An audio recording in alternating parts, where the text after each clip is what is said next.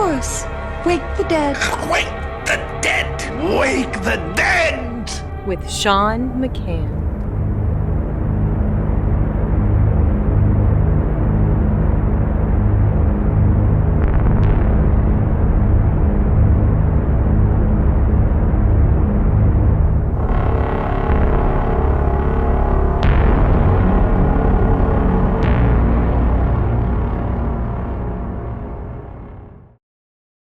Greetings. Welcome to Wake the Dead. Today we are blessed to have our good friend back again, Carrie Olaje. Welcome, Carrie. Hello. Hi, Sean. It's wonderful to be back again. It is wonderful. I'm always happy to have these. We learn so much, and my listeners and I are thankful, and we're so glad that you offer so much for us to learn from. It's just amazing. And today, what you have, and if anybody wants to know who you are, or if you're a new listener, please go back and listen. We've done many episodes and investigating the internal mind and the external realities of satanic ritual abuse and trauma-based mind control. So that's your wheelhouse, I guess. And so today you gave me a kind of a big list, and we have some images to share too. But I'm just going to read through the list if you like, and then just to set it up, and then we can go into, and we can just bounce around whatever you choose to go. But sure, if you want. This stuff might have a little bit more context if we can go one at a time. We can go one at a time. Just read through it. You can. Okay. And then I'll get to, when we get through the images and stuff, we'll go into maybe the context of all of these different things. The main thing that I think is if your listeners have listened to a few of my episodes, a lot of these terms will be familiar, stuff that we've gone over in the different episodes, depending on what part of my testimony or just understanding programming we were talking about. But ultimately, that's kind of what the goal of the episode today was to kind of show the viewer or the listener, how all of these different aspects of programming in the trauma-based mind control fit together in the system of at least one, monarch survivor. Right. And also, if people are new to, I don't pay attention to all the numbers and how many are listening and stuff. But if you're new to the show because of my ongoing series of William Ramsey and Hans Utter about Manchurian Candidate, this very much applies.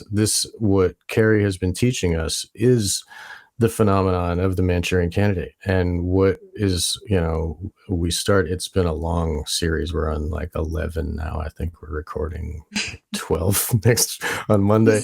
Deep dive. Yeah, we're going pretty, but we're trying to encapsulate it all, we're trying to show, and with proof, we've got documents of GHS Brooks talking to the FBI, and we've got all the way back to 1937, long before MK Ultra is a very big thing. But it started with the movie and the book Manchurian Candidate, and the phenomenon that the character is he's a Delta, he is an assassin programmed, and he's got triggers, and it's all there in the film, and people can see that from 1962 or whatever. I don't know when the movie was made, 57 or something, but it was put out and then it was pulled out of the theaters. It was too much information, and so it's been this mythical thing. And so this information has been available, and we're trying to document it on the show here. And even in the first episode of those series, I mentioned Russ Dizdar and Russ Dizdar's work and the Black Awakening and the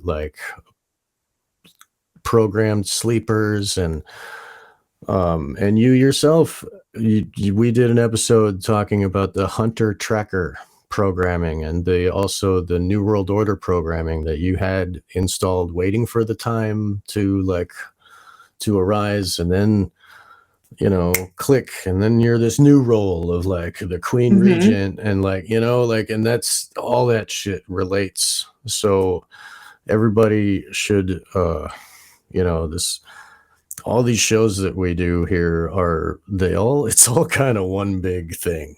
Like, we're all learning about the mind, and we're all learning about like coercion and control of others and psychopathy and Satanism. It's all of those things are like one big pot that we're all, we're like looking at each of the ingredients specifically. Oh, this is what makes it have this flavor, and this is why it does this to people. And so I'm like, all of the granular information that we can absorb is the best. And like, that's why I like to go the deep dive stuff and like go many episodes, because then we can really look.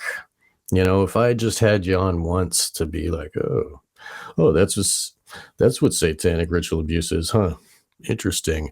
And then move on, like, talk to somebody about chemtrails, and just, like, I need more. My brain wants to understand it really. And you have been so giving for us, and it's just like I don't want to stop learning. So I'm just like, every time we have these, I'm like, yay. So, okay, so here we go. We got this list. I'm gonna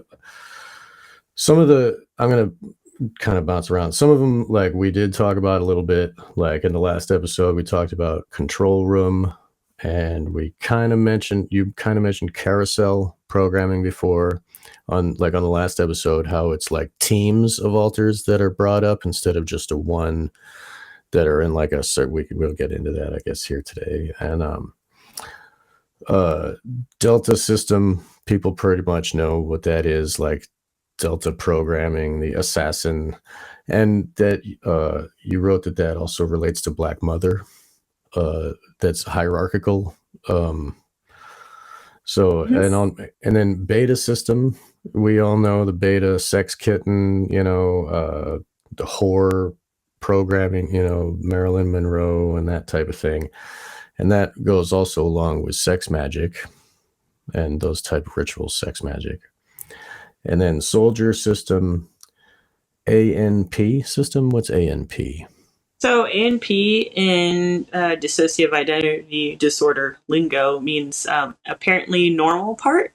So that would be like what, like you have like your, with Colt, you have your nighttime system and your daytime system that's meant to present to the world, the general public, and arguably probably be out more of the time, in the body, and it's kind of shielding your trauma, from your own psyche, as part of like the denial of like the things that you go through in the other part of your life, but is also there to like shield those symptoms to outsiders, so that you can function normally, go to school, have friends, do this kind of stuff when you're also going through these really traumatic experiences, basically.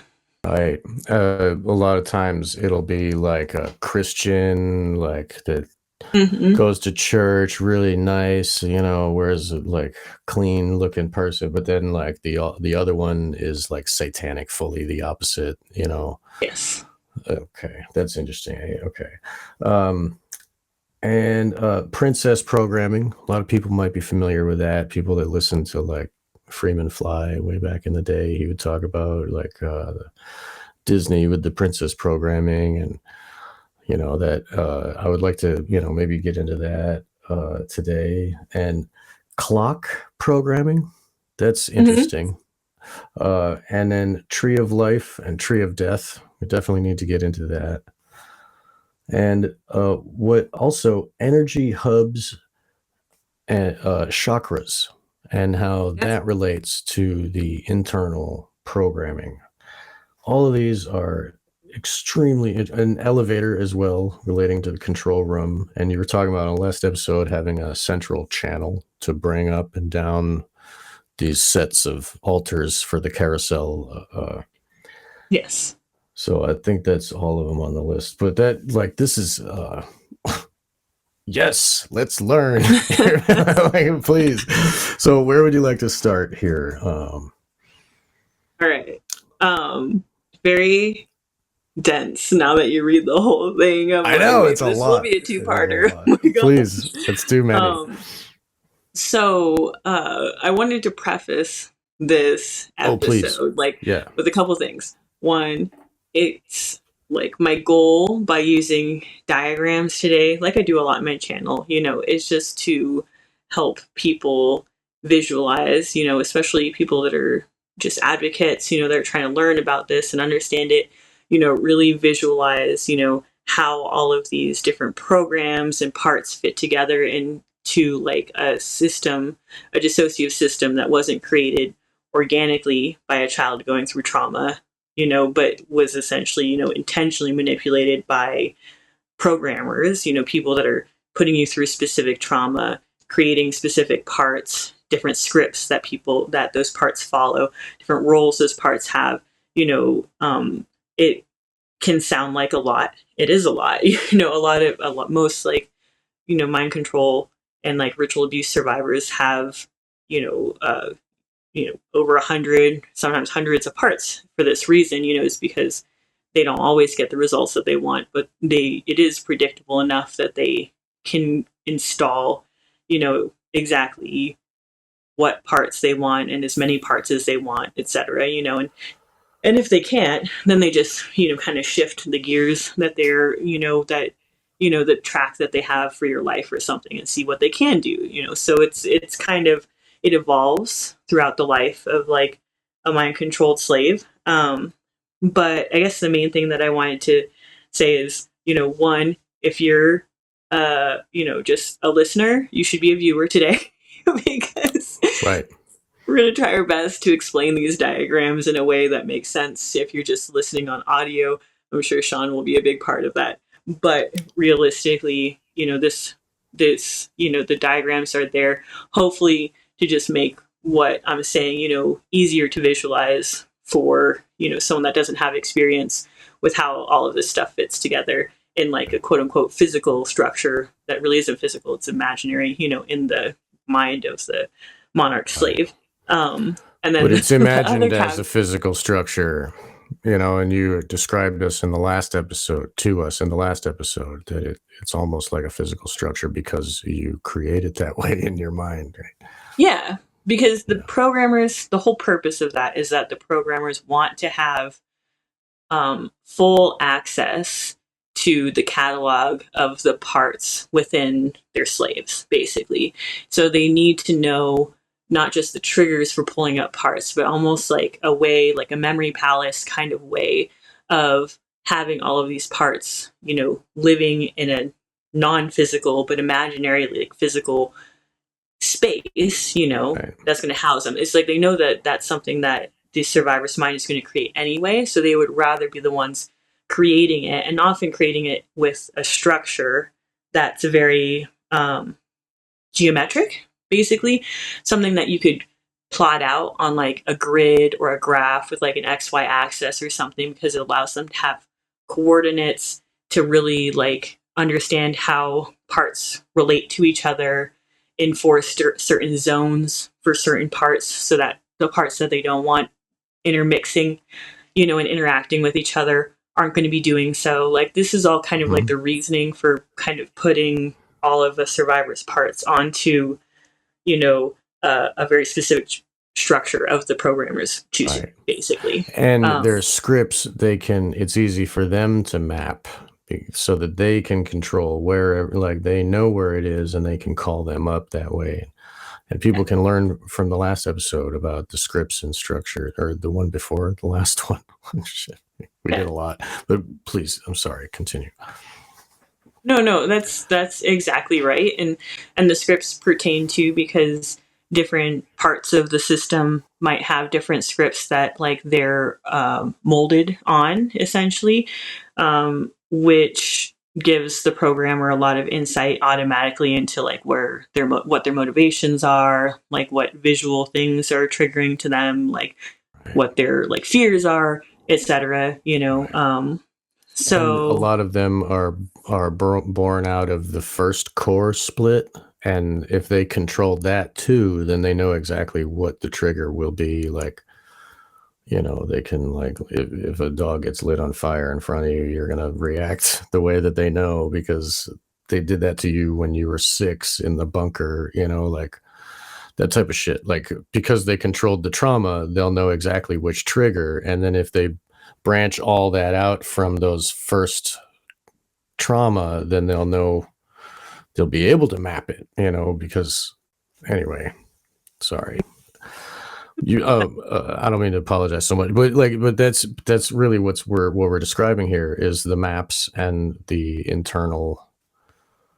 So like some of the listeners may be victims like yourself, right? And you wanted to give them a warning, right? yeah, that was the second part of what I was getting to, is exactly that if, especially if you're, because I'm going to be posting this on my channel, and a lot of the people on my channel are survivors themselves, because that's what my channel is really geared to primarily, is people trying to heal from this kind of similar trauma, but that, because like you can, if you're a survivor of this kind of stuff, you can get like too much information before you're ready, essentially, sometimes, and a lot of times, like, you have to gauge that yourself as a survivor. Usually you'll be able to tell because you'll feel, like really upset or overwhelmed or something, and just be dealing with like a lot of stuff that way. But, I say this all the time on my channel, is that you're like only supposed to approach subject matters that feel like safe for you, or like something that you're ready for, because it's a like healing from this kind of stuff is like a long process, and usually you're going to be dealing with stuff that's like easier to handle, which is fucked up to say, like incest or different things like that. They're more mundane as far as trauma goes, before you're going to be dealing with memories of like trafficking or memories of like ritual abuse and stuff. Is like that the more traumatic the material, the longer it takes for you to, in healing, to really work through it. So that being said, like, I don't ever encourage people to take in more than they need. Like, if they're early on in their healing to where they know they have a lot of these memories, have, based off of their journaling and memories and flashbacks, like this certainty that this is what they're dealing with, is not just dissociation, but that it was something that was manipulated in some way and exploited by people. If you're in that category and you like think about system mapping, or like trying to put all your parts into like into like a map or a grid or something, and it sounds overwhelming to you, it's because you don't really know enough parts to be doing this work, and it can actually like be more overwhelming and more triggering for you to do it that way than to come back to this episode when doing some system mapping is already something that's familiar to you, and you can start kind of get some validation from the stuff that we talk about, as opposed to it feeling like something that you can, my experience was like, if I would see things that were too similar to my own experience, like my denial parts early on would be like, you're just crazy. You're just taking that person's story, even though I had already journaled about it. It would like retroactively like come in to just like, always push you away from the reality of your life and getting through the amnesia and processing stuff, and push you towards just being like, I'm just a crazy person, and that's a lot of the programming they install to really prevent us from healing. So that's all I want to say is, if you're a survivor, what you're going to be seeing with this system, I'm using as examples that are similar to and based off of my system to show you how things fit together. But if what you experience in your own system is really similar to mine, don't use it as like, use it as validation. Don't use it as something to be like, to push you away from accepting what you're dealing with. But if it's not similar, because there's so many different systems depending on the programmer, if it's not similar, then it shouldn't be used as like, okay, like I am crazy, or I didn't go through this because my system doesn't have the same look. This is just what worked for my programmer and probably like the group of people that he was programmed by, you know what I mean? Like, and their particular like occult belief system and their military knowledge, et cetera, et cetera. So does that make sense? Yes, indeed it does. Yeah. Like it, I'm sure healing from this is like a very daunting like idea to even fathom. And so like treading lightly into it is, I mean, because we talked about it before about how there's all these there's like landmines waiting, or like a tripwire waiting inside that will, like, all of a sudden the person wants to kill themselves, or all of a sudden like because they're going too far and learning too much. And like there's a lot that you explained in other episodes where there's like fail safes for that the programmer has installed, so that if a person is in healing, it will bounce them out of that and make them turn to alcoholism or something, or suicide or something. So it cleans up the mess of the programmer. It just conveniently makes them disappear and nobody believes them, like This is like yeah. stuff 100% of the time when I'm processing, memories and dealing with, recovering amnesia and stuff. Like I've gotten to the point where there isn't much amnesia left in my life, but that's what I'm saying, is like still processing even sometimes simple things.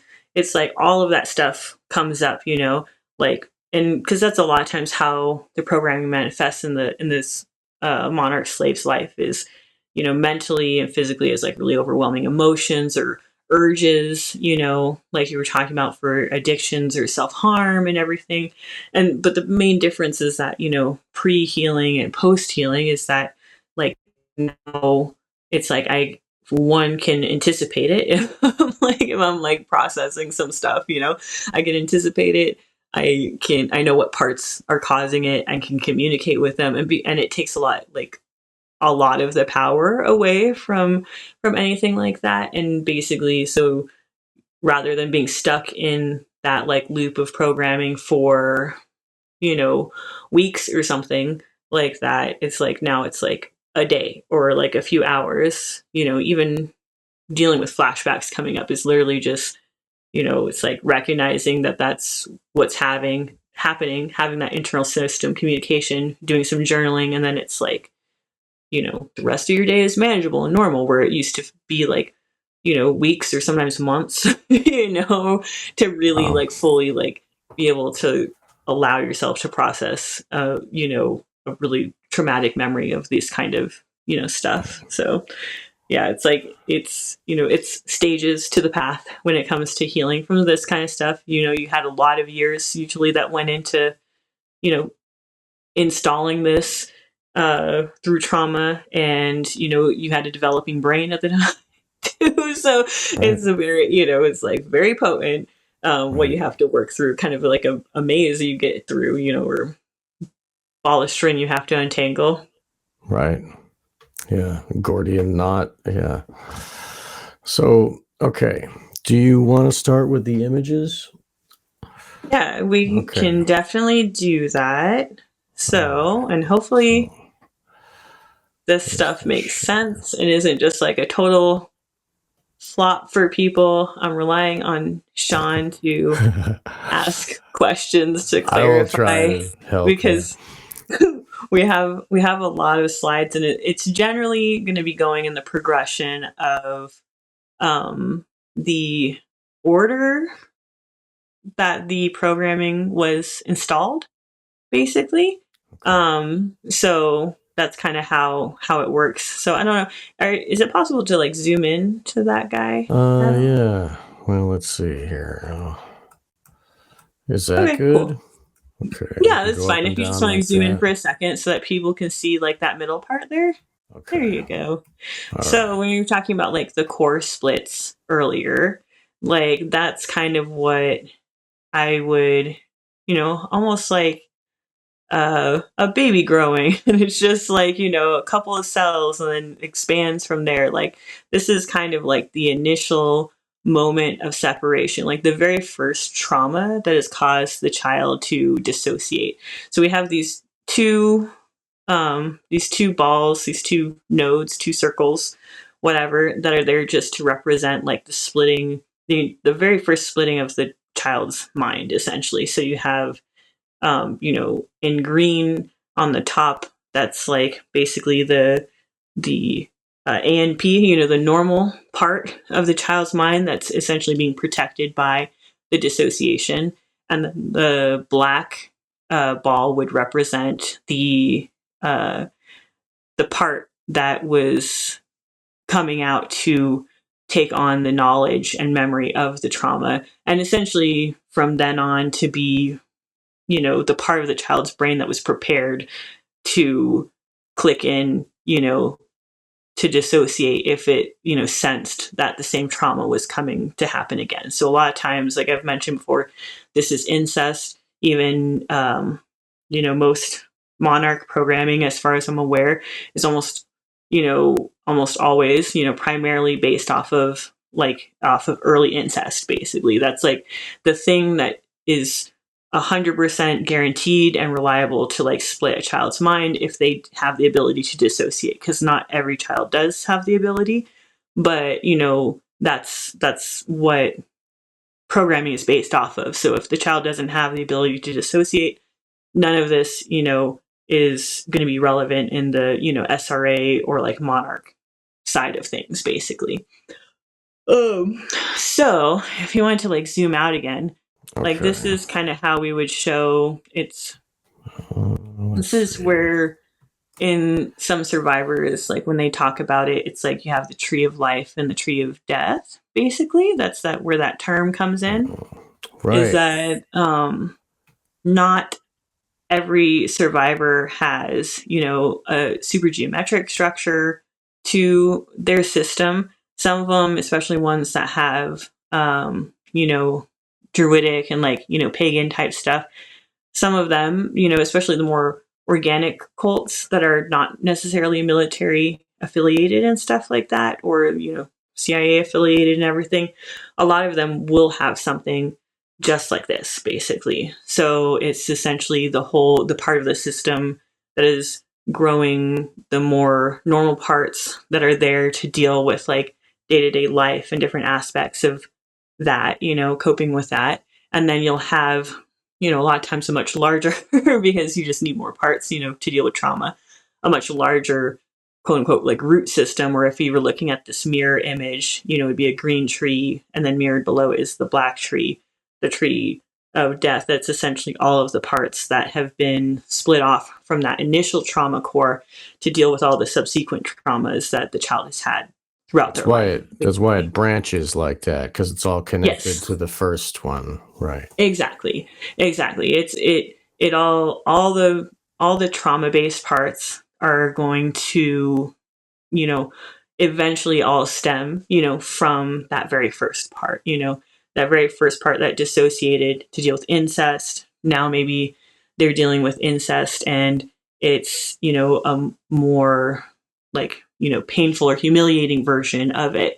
Then you'll have a part where that initial part is so overwhelmed that they have to split off and create a second a new part to deal with the new level of intensity, but also that's part of what keeps it separated from the green part, from the normal parts mind. Is the more intense the trauma, kind of like the more degrees of separation there is from from normal life, normal experience, but like that many more like parts away, right. So that many more splits away from the original whole. Right. That's why the trauma needs to be so traumatic. And that's why, they can't just program somebody with flowers and candy. It requires trauma to make that much of a separation from the front personality.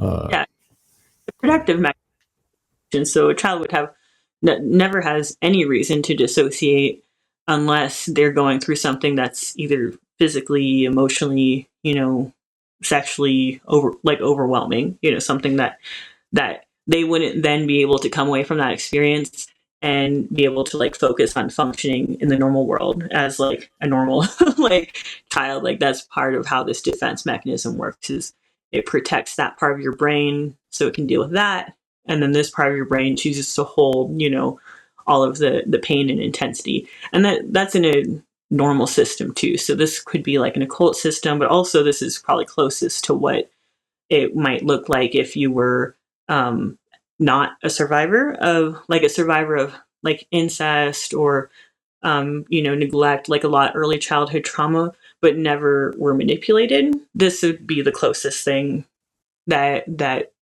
I to would a use to like natural reaction of the brain, right? Instead of the scientific applied manipulation that is military trauma-based mind control, right? yeah. Okay. Well, or occult-based mind control too, because Right, I think that when it too, comes right. to Right. yeah, well, I think just when it comes to like the NWO and like the like I guess like Illuminati or Mariah side of things, like that ultimately these are it's like a bigger, more organized group that on a certain level has like, you know, doesn't have necessarily one faith, but it has kind of synthesized, the knowledge and the trauma-based mind control stuff that's, been amassed, that knowledge is amassed in like secret societies over centuries, basically. And like to where it's like they were honing it more and more. And then during like the Nazis and concentration camps is when they really had like the test subjects to really create this like very formulaic like idea, basis that that is why we see a lot of similarities between a lot of monarchs, systems or stuff like that, or programming, is because, they made a very predictable thing, which is why in mine too, like you had mentioned, we're going to look into like chakras and energy centers. Like that was, really my experiences that, different practitioners that were part of this cult had different like flavors of the I don't know, flavors of the particular cult religion that they were into, essentially, Satanists or Druidic or Masonic, etc. But like ultimately when it came to like the quote unquote hierarchy that I perceived that was above them all, that always came down to, like we've mentioned before, like archetypes, to these ideas of like universal things that were consistent throughout many cultures, basically. So, the chakra system that on a certain level aligns with the way my system was structured, is part of the same like new age milieu, that kind of like that. It's like, it's like people see Hitler and it's like he was, gathering stuff from Tibet, and he was like, it was artifacts that had spiritual significance from all over, because I think that's what I perceive, as being the religion of the Illuminati. It's almost like this synthesis of like all occult knowledge from all over the world in many traditions. Right. And the Western occultism is very much connected to Kabbalah. Like it is the root of like all of their systems. And even you read Albert Pike and Morals and Dogma, he says that their god is Lucifer and their system is Kabbalah. It's like, and like, people that have listened to the episodes with Hans about the Qliphoth, it's the tree of death is like is the same as the tree of life. It's the same thing connected. It's like a mirrored reflection, and it's all like one, it encapsulates all the energies, and you can I still can't even describe it. We've done so many episodes. Holy crap. It's like, it's a very tough thing to to describe and to get a hold of and to understand. But to see it as a geometrical structure and how that relates to the chakras, that is like the basis of Western occultism, and even Eastern occultism, like the chakras. And so like a lot of Western takes from the Eastern and Tibet and the India and all of that and the whole.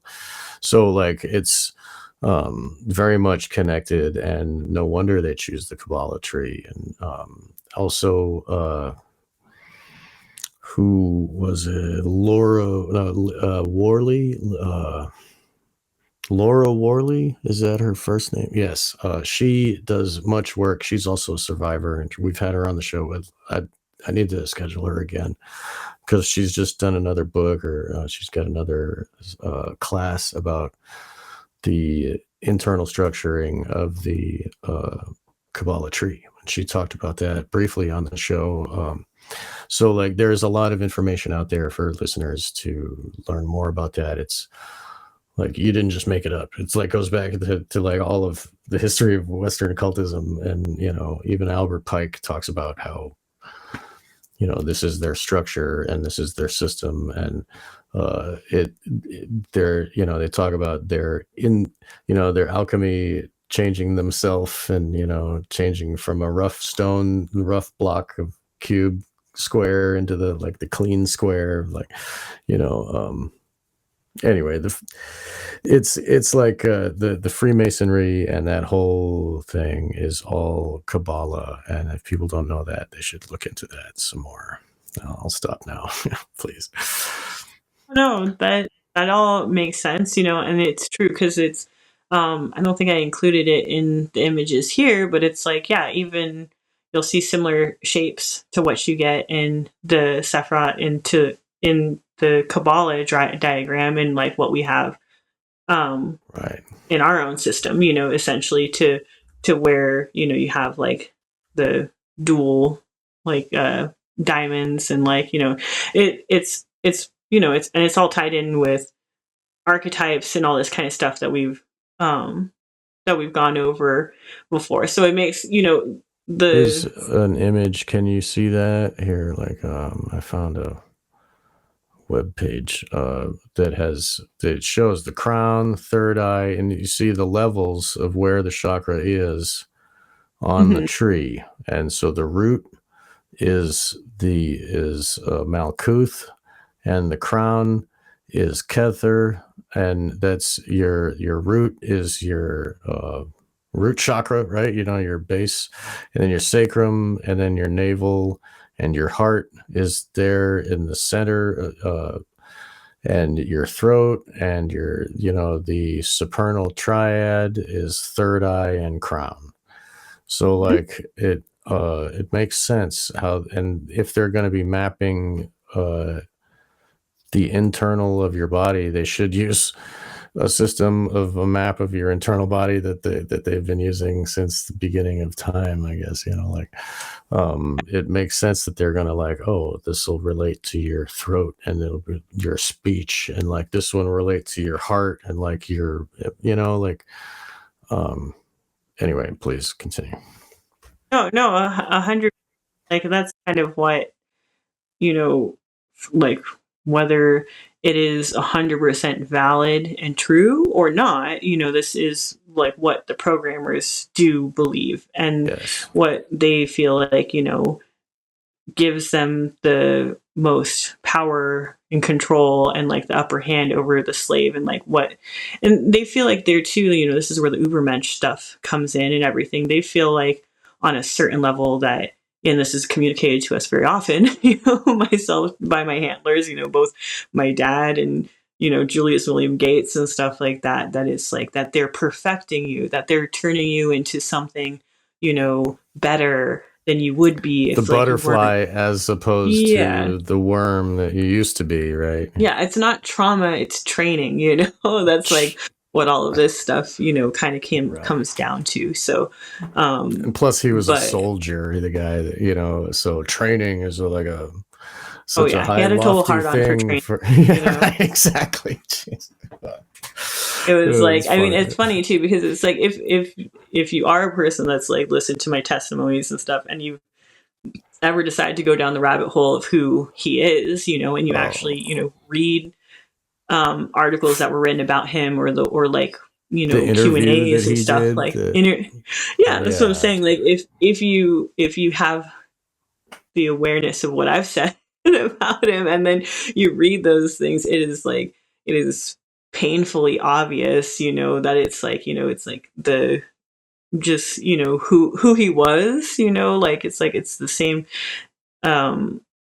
I don't know how to describe it. It's like he was He so designed the vain. uniforms and shit. That's what I'm and saying. Like yeah, he was like obsessed with that. Like that's part of yeah, like what he enjoyed being my handler, and I'm sure other girls' handlers too. Is he loved being able to like, pick out the outfits and do shit like that. You know what I mean? It's like it wasn't just the control of the training and the behavior, but it was also the complete control over how people looked, and right. like it. And this is all like what And he what he dressed up. does now. And he JROTC. dressed up with the tights on the white horse and shit, with your like saving you in the woods, that whole thing with the white knight, and he even his own dress is like got this fantasy bullshit. Like it's so Kind of what I had mentioned before when it came to, a lot insight I got into him and his character and personality when it was going to that Fupa and that Don Cruz, and Pran Malkovich party and stuff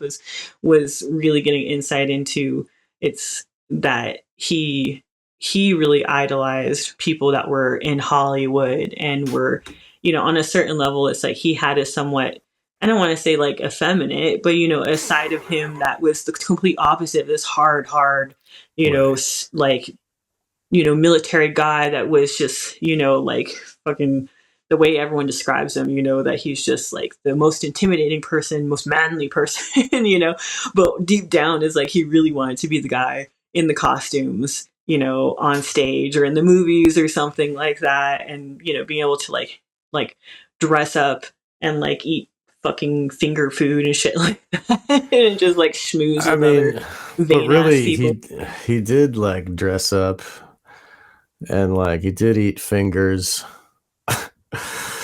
you know It says that he saw the reason he got into the military was that he saw a guy in military uniform and was pretty much like, got a hard on. that's it for me. Like I got to wear that uniform. I'm gonna wear that costume. I'm gonna be, you know what I mean? Like it's just, it's very consistent. But I mean, but the occult stuff too. Like you guys, you wear robes and like, and then the butchering, and then like the eating and stuff, like eating finger food, like literally like little kids' fingers and stuff. And like he, like would have to dress up, and like you'd have to wear these weird mask hoods and shit, like the thing over your face that you can't see what you're doing anyway. And like, anyway, I don't know. It seems like a lot of dress up in those type of rituals, that go right along with it. Like that's I mean it's so cosplay, that it's like all these people that they're living their transgressive addictive life, Right. and everything. But a lot of times it's like it's not just that. They want to feel like, almost like dealing with DID in parts, they want to feel like they're really embodying whatever it is that gets them off the most, makes them feel like the most badass, the most powerful, etc., which is, Right. why people, why When they they're- gravitate towards their different things, Yeah, because they rape Hecate in a blood, like, oh yeah, I mean, really powerful. Now Hecate is a little girl, like, ugh. yeah. Well, and What the thing is fuck? like looking back on a lot of the rituals, they were very theatrical. You know what I Right. mean? It's not like it was like actual medieval times or something. It's like everything was like fantasy novel esque with like, barbarian looking guys as like the brutes, and just, just so much of it is more, it was more Ren Fair shit than it is Yeah, that's the stuff that reality really of gave that him the kind hard of stuff. on. That's what really gave him the hard on. The blood stuff was just cherry on top. Like he was just like looking at those dudes in their costumes. Oh, you know what I'm saying? Anyway, we can talk shit about that dude all we want, but It's true.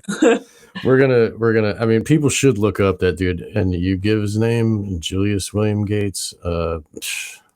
Look at that interview that he gave to. He was.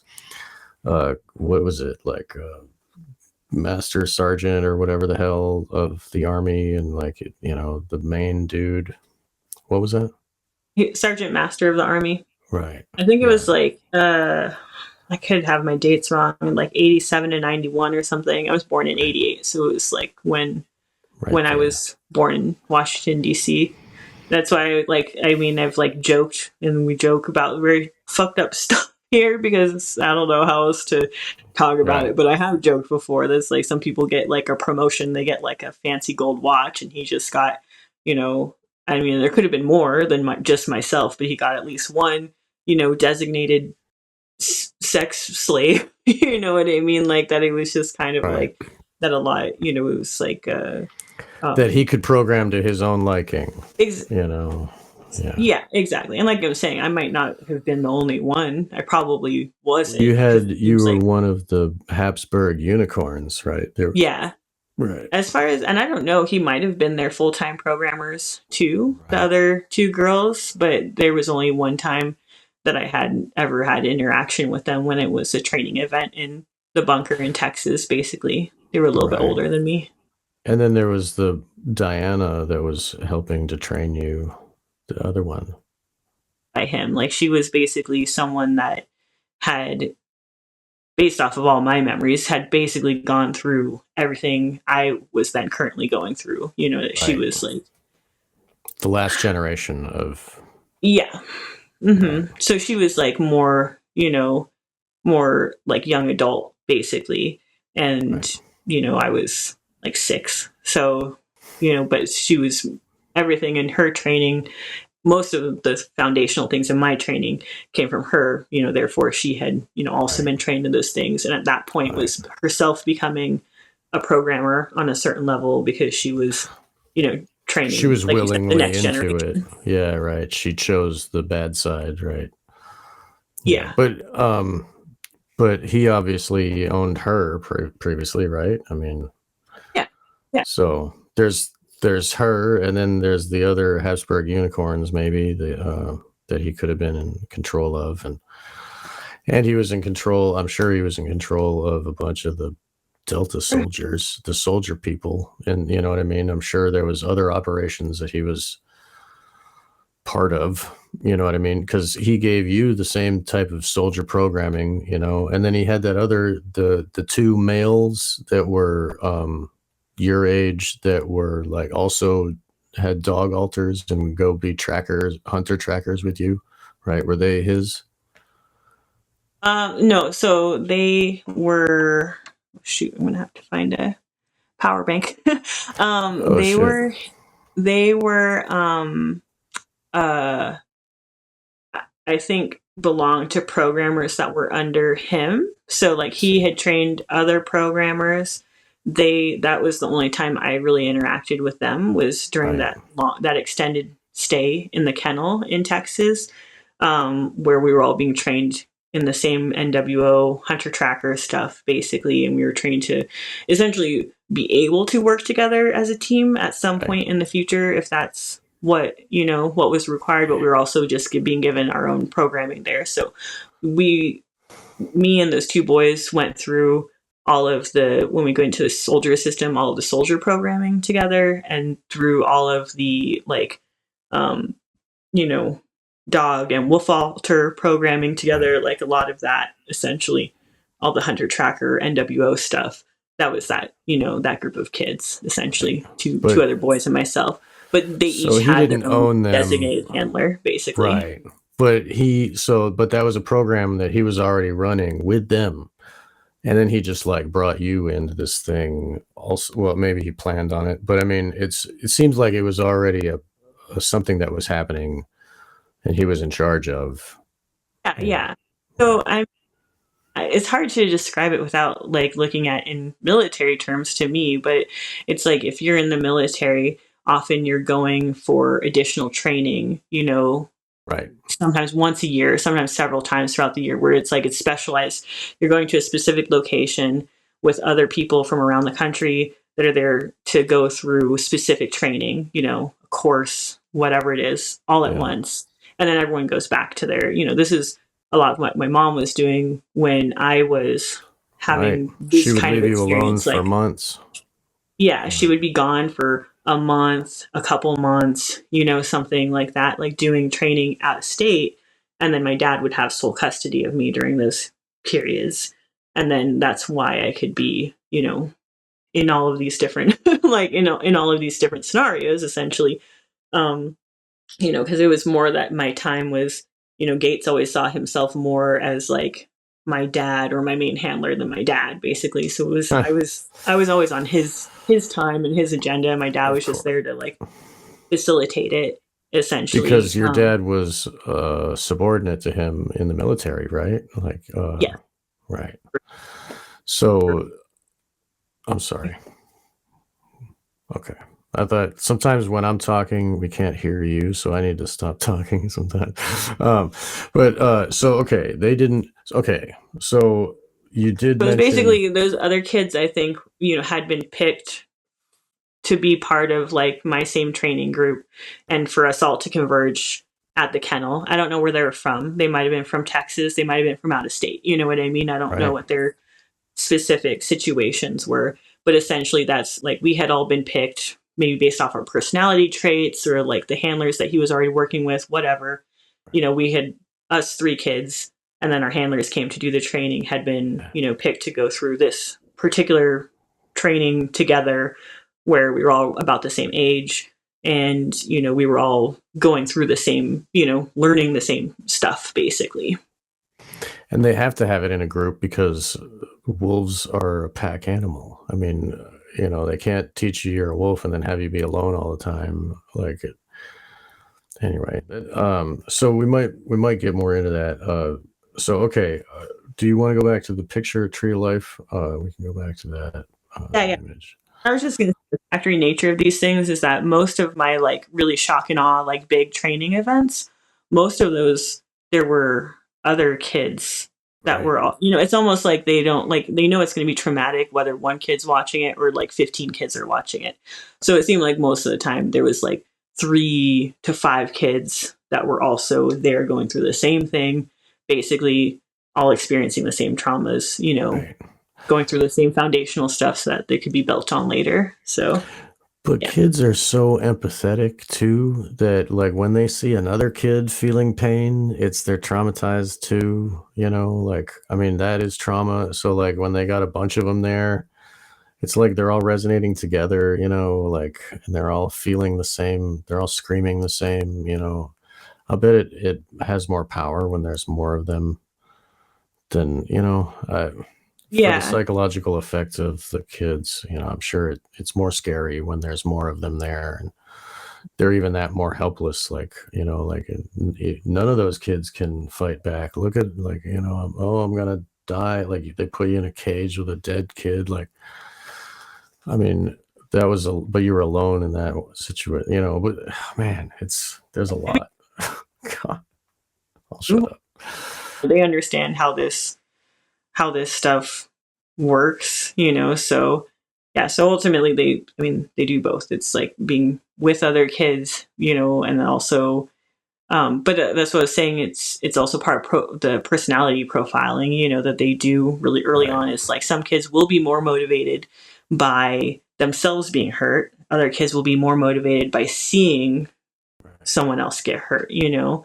And those are the ones that, in my opinion, I think that's probably one of the biggest divides that goes between kids that end up, you know, traumatized to the point where they become, you know, themselves, you know, psychopathic and stuff like that, or, you know, versus the kids that a lot of times are the more, you know, the monarch slaves that end up waking up or healing at some point in their lives, Right. you know, is that, you know, and that's why even with the Mistress Diana, like, I mean, I I really can't say, whether she at that point had like chosen the darkness for good, or if she was still at that point able to heal, because I would say that it's like I didn't really get out until I was around her age or a little bit after, so it's like there, it's the beauty, the miracle of dissociation is that you can hold on to like those good parts of you despite everything in their power they're trying to do to just turn you into one of them, because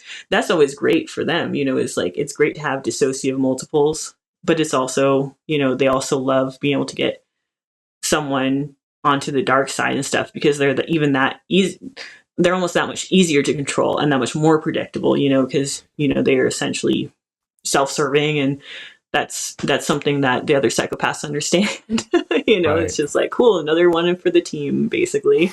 Right. And it reaffirms their own psychopathy. Like, oh, this is right and good. See, even they will choose it.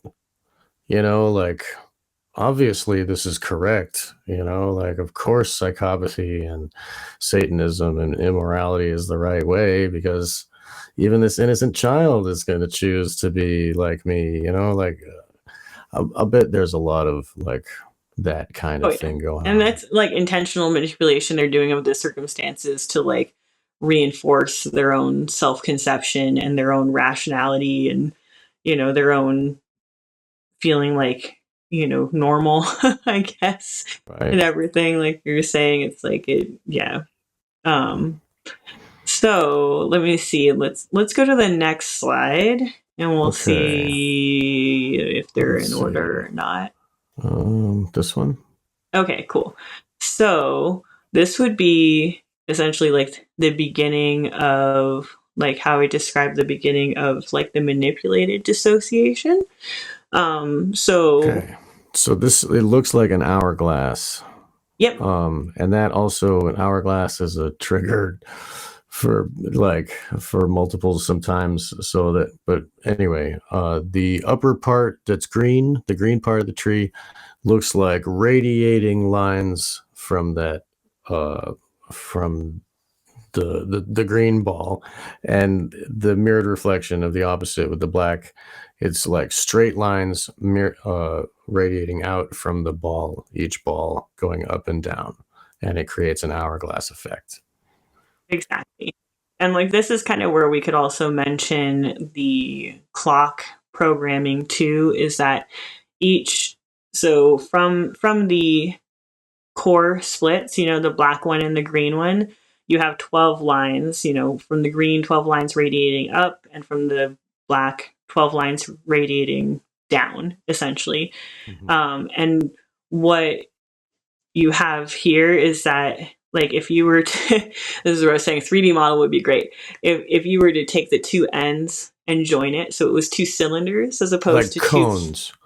Two cones as opposed to two flat triangles, essentially. Then if you were to look at it from the top or the bottom, then what you would see is essentially like a circular pie that's like split into 12, and it basically that corresponds to the clock, essentially. So because there was a timing and a clock, way of essentially organizing the system, both like creating time triggered events over time, but also part of how the programmer themselves knew is like it was basically these parts were arranged, in this case, we're looking at like 12 A and P parts, normal, quote unquote, normal parts. So we're like parts that are, if they're not necessarily normal, they're like considered like the parts that had normal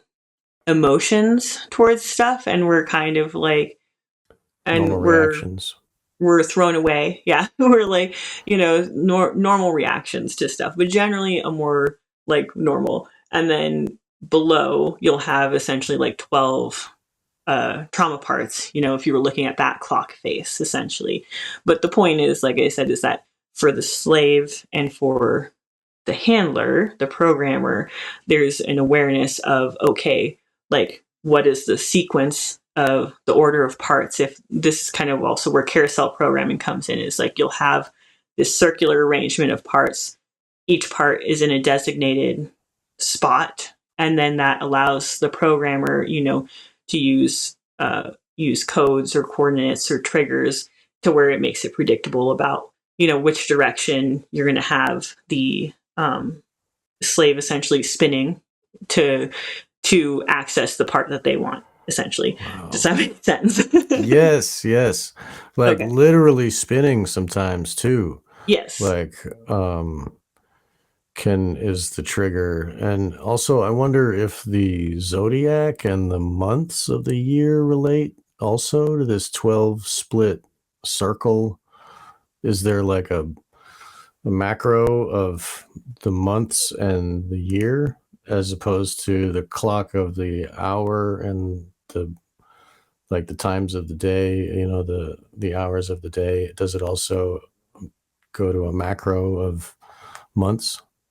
Because on a certain level, like when you're dealing with like occult parts that are going to go through the same rituals every single year, Right. like that would play into how they would arrange the specific parts so that kind of naturally you're kind of cycling, and there's a certain level of like preparedness or awareness that the parts have that, okay, it's time for me to start getting ready because next week or next couple weeks is going to be my ritual, and Right. then you have It's another more easily pop up that way. It's easier for them to make you pop up if it's ready, like Childermass is coming.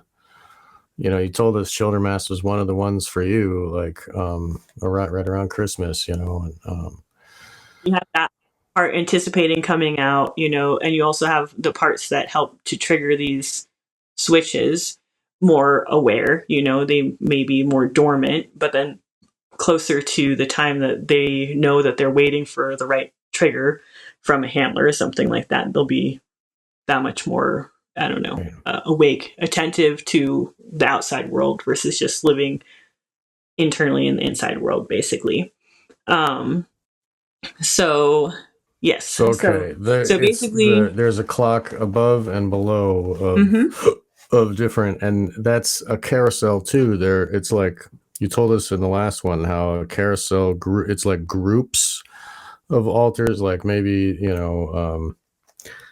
the beta group will come up, and one of them's a dominatrix, and one of them's into bestiality, and one of them's into blood, whatever, and one of them gets peed on, and and so like whoever the client is that they're using you as a hooker for, I'm sorry to be so blunt, everybody, but this is like legit.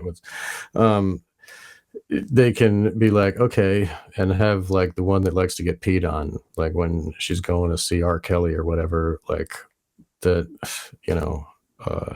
or P. Diddy or whoever, like that, so they can align you up with whoever, like Prawn Malkovich wanted the dominant one and he wanted to break her, so that one was like, and so it could also relate to the sales and the trafficking of like which one comes up and like what, and the whole system comes up ready, and then like the carousel turns and becomes, there's a choosing. Do you want to explain more about that? Or that's pretty much exactly, awesome.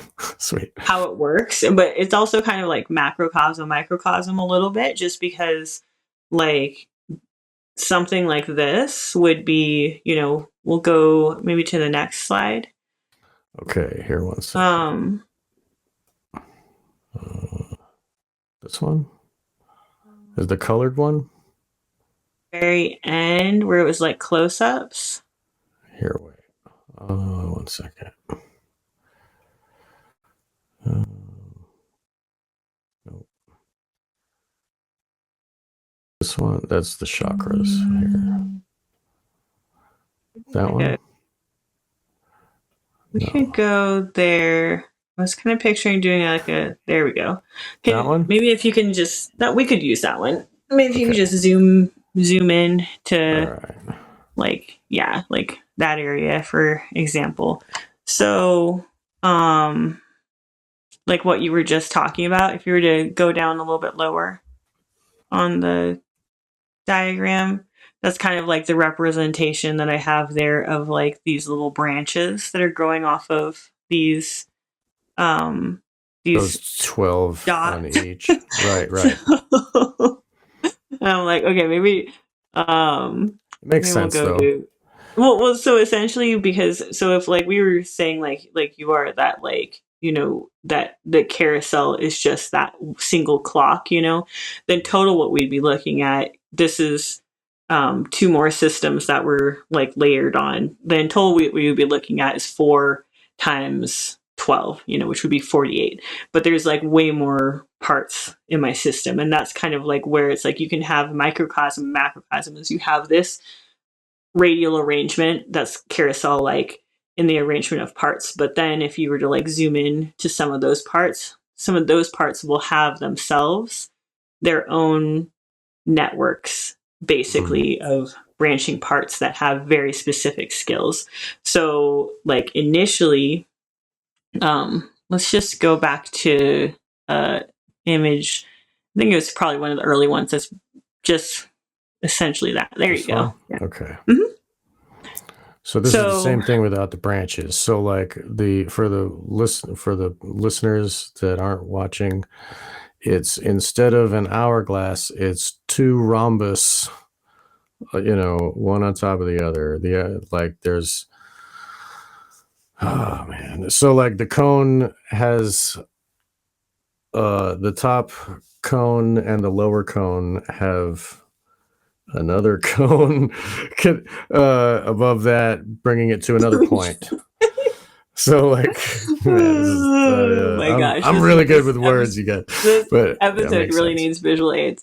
So essentially, if we can picture, first we were with the initial diagram we talked about, it was basically a downward facing green triangle that met at its point an upward facing black triangle, essentially. And that was, you know, the representation of tree of life, tree of death, the green, the apparently normal parts versus the trauma parts in the black one. So then if you were to take the lower edge of the black triangle, so that's the upward facing triangle, and mirror it at that lower edge, you would have an upward facing black triangle and then a lower facing red triangle that was added on in the y-axis lower down. I don't know if that is even any better than what that makes total sense. But it's like it takes all the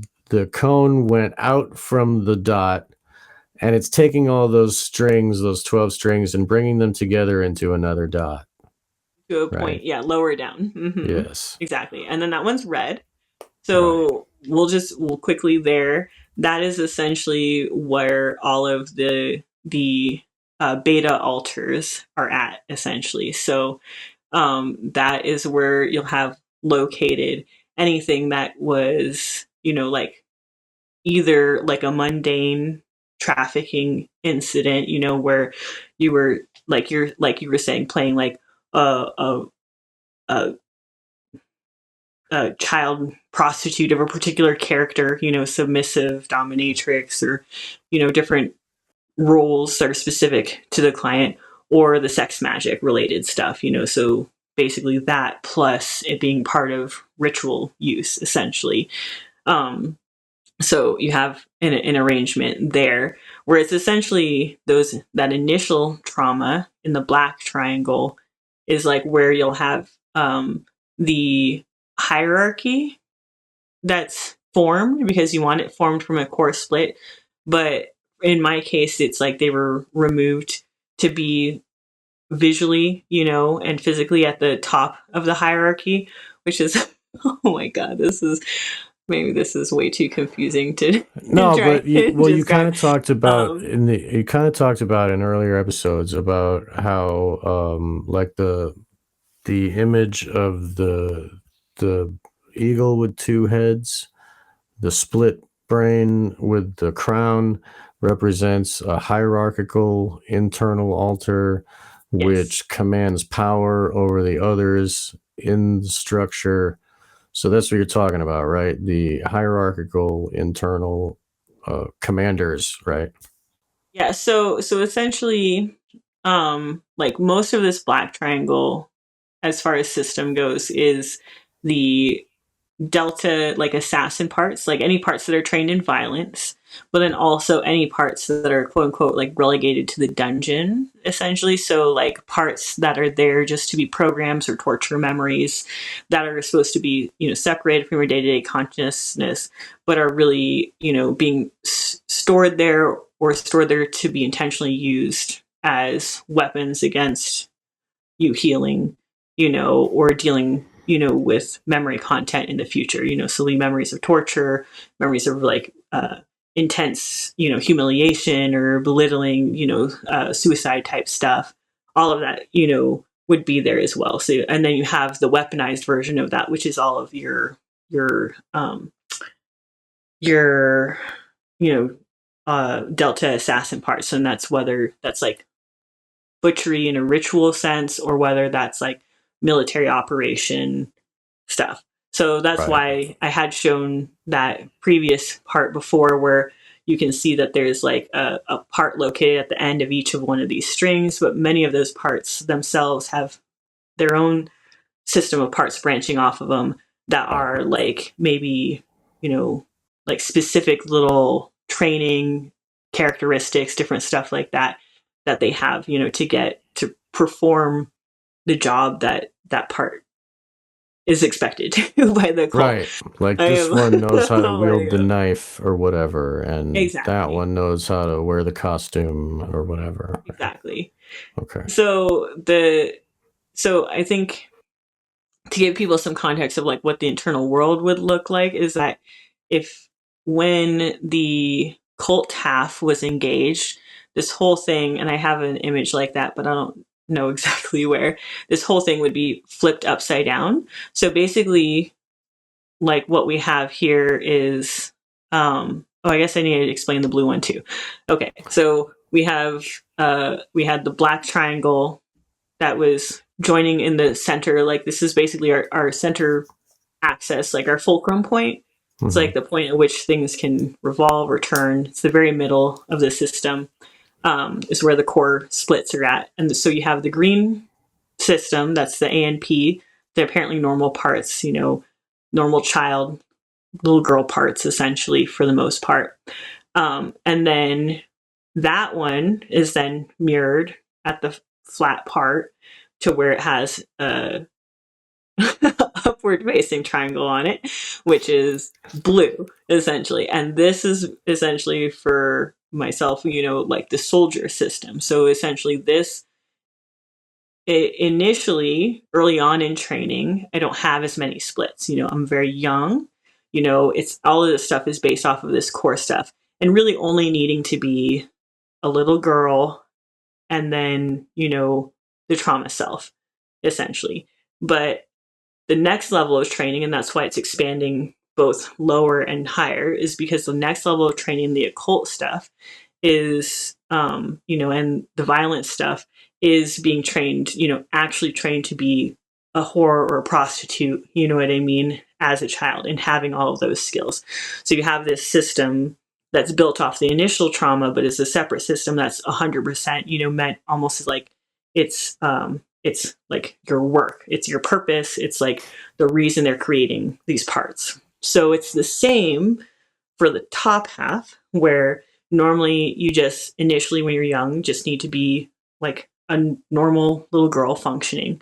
But then when you go to school and stuff and you are starting to have people, you're interacting with more of the outside world, you're interacting with teachers, you're interacting with classmates, you're really like interacting with more people that would have the potential of noticing what's going on in the monarch slave.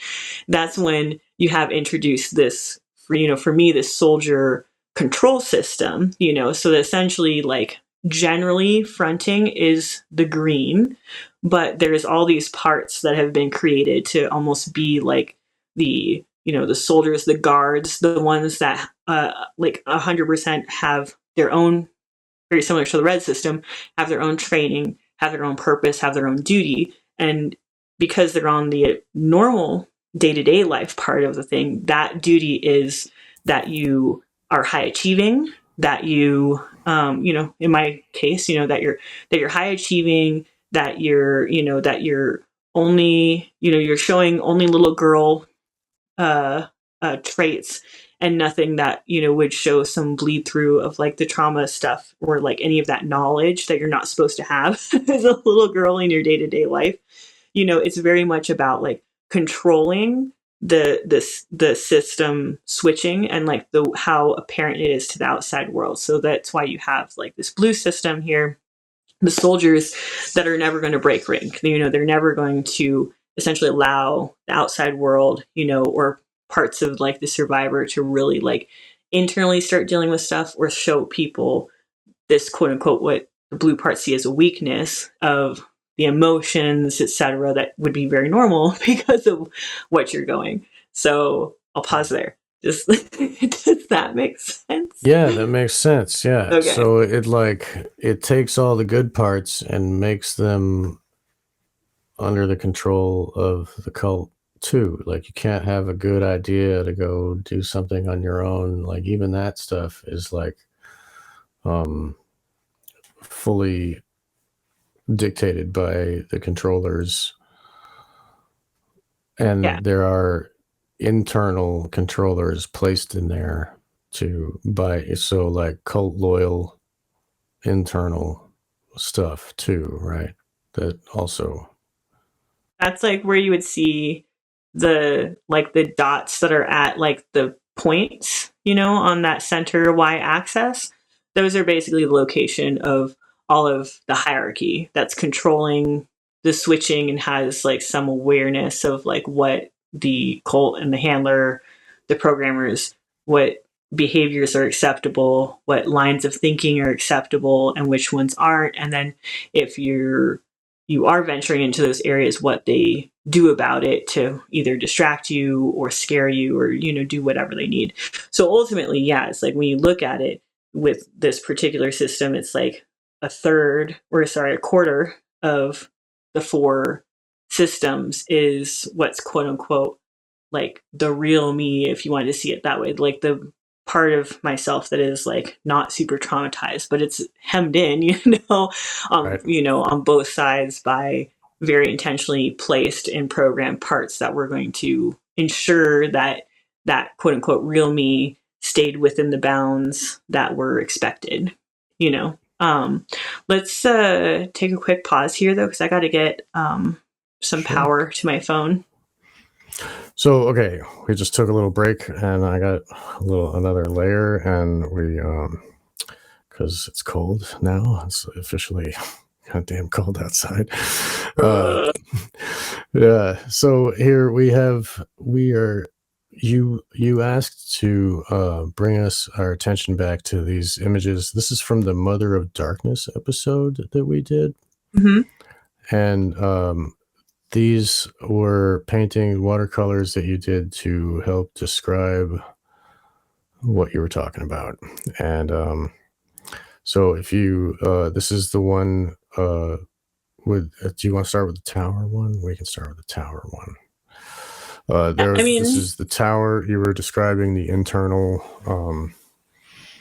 physical tower of your system and how that relates to the fantasy type programming. Yes. I'm not so good, but please continue. Take it from there. Where are we going? So if we look at, if you want to scroll back actually to the green and black one, okay. Then hopefully it makes sense because that's kind of what we've been talking as like the primary core splits, is that it was, as was represented in my system, like caveat, there is a lot of color programming in a lot of Monarch systems. So not all systems are going to have, a lot of these colors are repeated essentially for these kinds of parts and stuff like that, but different slaves have different color programming, so that's all I wanted to say, is like, it's not like every system of a Monarch slave is going to follow this pattern or this look, visually or color encoding wise, but this is just, how it was picked by my programmers for my system, essentially. So it was just kind of like what I was trying to do is like trying to bring back, because we're going into the geometry of the system structure, but just trying to touch base, kind of bring it back to the things we've already talked about in our series in talking about programming and stuff, is that this is, showing the structure, internally of like what I've described before, that this is that initial split between, the green and the black. daytime reality. Exactly. The daytime reality person, versus the nighttime cult reality parts, essentially. So, that's right.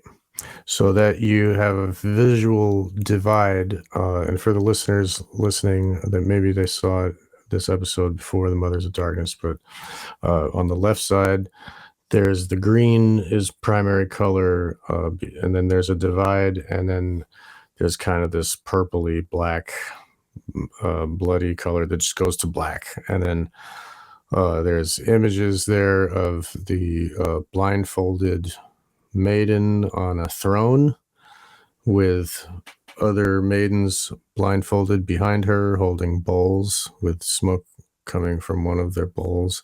And then below that is like a slab altar where the crowned black priestess has a knife, like aiming down at the altar. And then there's another maiden on the corner collecting from like one of the channels on the stone that channels the blood into a bowl that she's receiving. And on the either side of the divide, on the green side is I don't know, normal pretty girl, normal clothing, and then to the right side is a crowned, black-haired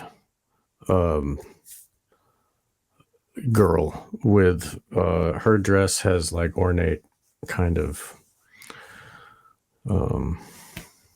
I don't know, designed jewelry or whatever. It's like a priestess, like royalty type, basically. Good. Like, that's basically the divide of showing that, that all of this system being built off of that initial split, and that it's, it's the one, two halves of the same whole, looking at each other with two very different realities, essentially. And and that also is showing that, that initial core split, essentially, is usually, she's in the queen position, the black mother position. She's like, both occult and, quote unquote, like royalty, like hierarchy, basically, within the system. And, as was, professed or taught, is like in like an outer, hierarchy structure as well, among other slaves, basically. So yeah, it's like that in early core split, that has like the earliest, most, and more intense traumas are usually the ones that become the hierarchy, the ruler of the rest of the system. Right. So then, because each branch branches out from them, right? Like they are the node where the branches meet the main main channel, right? Mm-hmm. Yeah, exactly. And that's, those are usually the parts that like are young, but they're not necessarily buried. They're like intentionally built off of, and a lot of her quote unquote like power for the status was built off of this main ritual that we were part of every year, which was the Children Mass, one where that's like where the oracle stuff came into play, in addition to like the sacrifice. I can bring up that image too if you want. Mm-hmm. With the bound up in the here 1 second.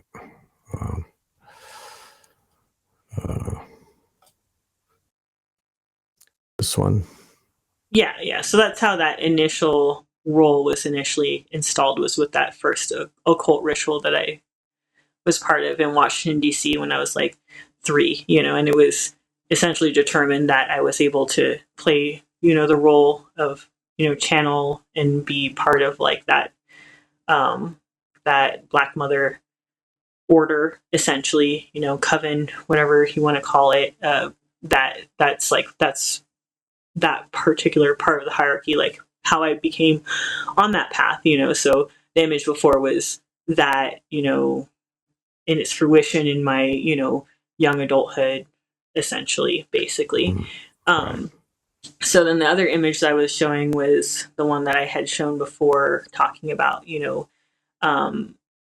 the dungeon and punishment programming and stuff like that. Like this is one we went over in like another episode, but that this is another example of like how the, how that geometric structure gets internally visualized based off of scripts by the slave, essentially. So if you were to like look at that double diamond shape that is the entirety of the system, like when the cult half is engaged, for either trading or other, like assignment type purposes or whatever, then what you see is it's this whole image. And I think I have one in there that's like that, where it's this whole image and it revolves on that center point in between the two diamonds. So in between the green and blue system and the black and red system, essentially, to where it flips 100%, like rotates, I don't even know, like 90 degrees. Inverts? Okay.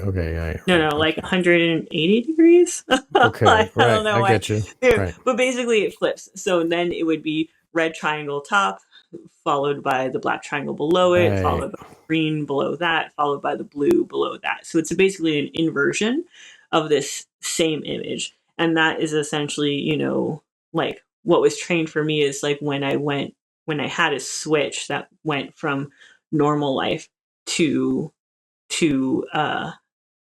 cult life, and was going through trauma. Basically, it's almost like my entire system and like the parts that would now present as like, the main parts that are out and the main parts that are like accessible would completely flip. And the apparently, normal parts, the day-to-day stuff, would be subsumed beneath that, essentially. It's how dissociation Into the works. sunken place, right? Yeah. Exactly. It's how dissociation would work anyway, but it's also how, it was a lot of how they, determined to like, access the parts, and everything when they were accessing those cult parts for training purposes, essentially for traumatizing purposes, or because they needed me to perform a certain role. Then that's what I was taught to visualize, is that's how my system looked, day to day. My system looked like one way, and that's how the controller parts internalized, visualized it. But then as soon as it was a cult situation, there was a different configuration there, basically. So this is long-winded to say, if this was upside down and you basically had a black triangle with a,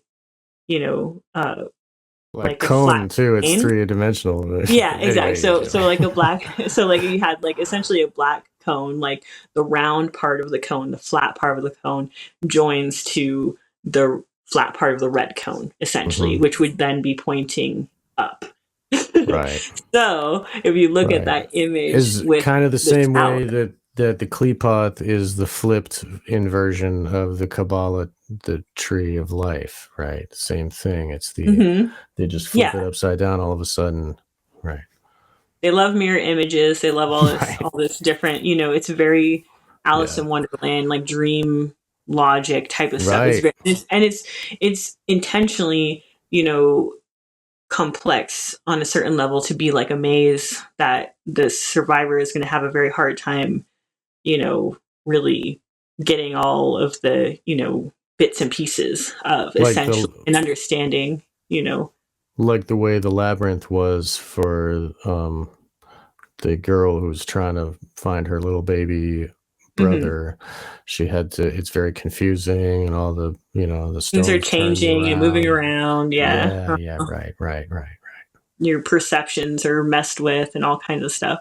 So if you look at the image that has like the black tower in it, which is like, this kind of is where like the princess programming comes in and stuff like that, is most slaves that have princess programming and everything will have like Bride of Satan style, like some dark male king type figure that they are, you know, is ultimately their handler, you know, internalized, you know, is a lot for some people it's like Satan, for other people it's like, for me it was like a dark god that was like unspecified. It wasn't specifically Satan. It was just considered like the force, you know, of evil in the universe, like, which you know, they saw Satan as limited and part of the Christian, you know, ideology. They Yes. thought what they had was like more, you know, more powerful, you know, more universal, etc. You need to So talk to Mark Passio about that, like, because he's always talking and harping on about like how what it's a philosophy, and it's like lots of occult groups have their own way of understanding that philosophy, but it's basically kind of the same yeah, shit. Like I mean, I'm glad that you're you're like connected the with him. people like Gates and like the people that saw themselves as part of like the bigger NWO hierarchy saw Right. themselves as really above individual religions of any kind. You know, Exactly. they felt like they were like the apotheosis, that they had like synthesized anything that was of worth from all of the different things, you know, Satanism included. Like Gates looked down on Satanists because he Right. saw them as still subscribing to like a Christian belief system, which he didn't at all, you know, basically, and Right. felt like, you know, even though he liked wearing the druidic cosplay stuff, like his ultimate like belief system, the belief system of the other people that were in there was more like, we always go back to the archetypes, this idea that there was this, you know, these forces that had many names depending on what religion, but Right. they didn't ascribe to one of them being right. They felt Right. like it was, you know, it was the combination of all of them Right. that, you know, had the real truth in it. So it's just like the force of evil, you know, and I mean, and just like how you were made to be, you were Hecate, you were, and then two other goddesses too. Like you were just an amalgamation of those forces, right? I mean, Yeah, they ascribe those they to you and use those when they. Go ahead. Sorry. Yeah, they use those specific deity names and ones from, you know, different religions basically too, because it was more about like the archetype and the role that they were trying to assign to those parts essentially. And you know, they have to have a way of, you know, they want to be in charge of the names and all, and understand the archetypes and everything, so they base it off of this stuff. But yeah, it wasn't like, you know, like some people that have purely satanic programming, you know, will have everything based off of that one ideology, you know, Satan and demons, Jesus and angels, etc., you know. And it's Right. like people that have more Illuminati type programming, it seems like they have like, it's more, you know, kind of, it's a mishmash, you know, of all of this different stuff, because ultimately to them it's just another symbol for the slave's mind to build that part off of, you know. Right. So and they like symbols that are well defined, that the programmer can understand, you know, before the slave understands it themselves, you know. So they can model it after the part after that and have it be predictable to a degree. Right. So what I Just was like the saying, scripts they use, like the Alice in Wonderland, it's another way of predicting and making it easy for them to handle it. Right. exactly, you know, and this is part of like what I would say too, is that I think that a lot of that early stuff, it's like it did have structures inbuilt to it on a certain level, but I think that is something that, you know, with later programming, you know, the era that I was part of and stuff, it seems to me that like that's something that they um you know, honed in on more, is like having well, we're not going to get to it this time, but we were talking about, you know, maybe talking about like Paw Patrol and the other kids programming and stuff is like it's not just programming that has scripts for like, you know, worlds or parts and everything like that, but they also would like to, you know, have more clear description for the slave to internalize of the actual like physical structure. So it's something that we see, you know, in Paw Patrol, and you can even see right here is it's the tower. You know, you have the tower, you have the parts arranged in a circle around the base. You know, you have the control room at the top where the ultimate handler is there to direct which parts are then going to go out into the world, etc. You know, So Paw I know Patrol has a tower like that, right? it does, yes. All of these things are aspects of Paw Patrol, my which kid are used to watch this Spider-Man thing where there was like 3 different Spider-Mans. There was a black one, a white one, and a girl, and they like each had their own Spider-Man costume, and they were a little team together, and they had a big tower, and they went out and did their missions and shit. And it's the same as what everyone has. Either a tower or like tunnels and a secret lair. You know, everyone has alter egos. You know, that's why we probably needed an episode just where we that'll can be just fun. Eventually down the road, we should. I know. I don't know why I thought we could get to it on this episode. We got a lot on our plate already. I hope people are like enjoying this or getting something from it, because it feels to me like I'm just not like accurately conveying like something, because it's. But I don't know. Okay. Have faith. Trust me. Our listeners are very smart. They're very smart. Yeah, that's what I was going to say. And if they've listened to previous episodes, hopefully this is adding to like, you know, understanding the complete, you know, how everything works together. So that being said, like in that image right there, if you were looking at when the cult half is being accessed, you know, you have the red at the top, you know, so that's the red triangle. You have like the horizon line, you know, the ground line is that flat area where the red and the black cones meet each other. And then below the surface, you would have essentially all of the black triangle, which is, like I said, is like the interior subterranean part of the fortress, basically. Yeah, where you have both the soldier, like the evil occult soldiers that can do the Delta stuff, you know what I mean? Either occult or just regular military assignment stuff. But then you also have all those parts that are weaponized and cataloged and kept, you know, almost like it's like the emotional fuel that fuels like the structure of the rest of the system, you know, is because of all of the fear and trauma that you went through. So you'll notice that the basically the tower is that central channel, you know, essentially where things can like move up and down. Elevator?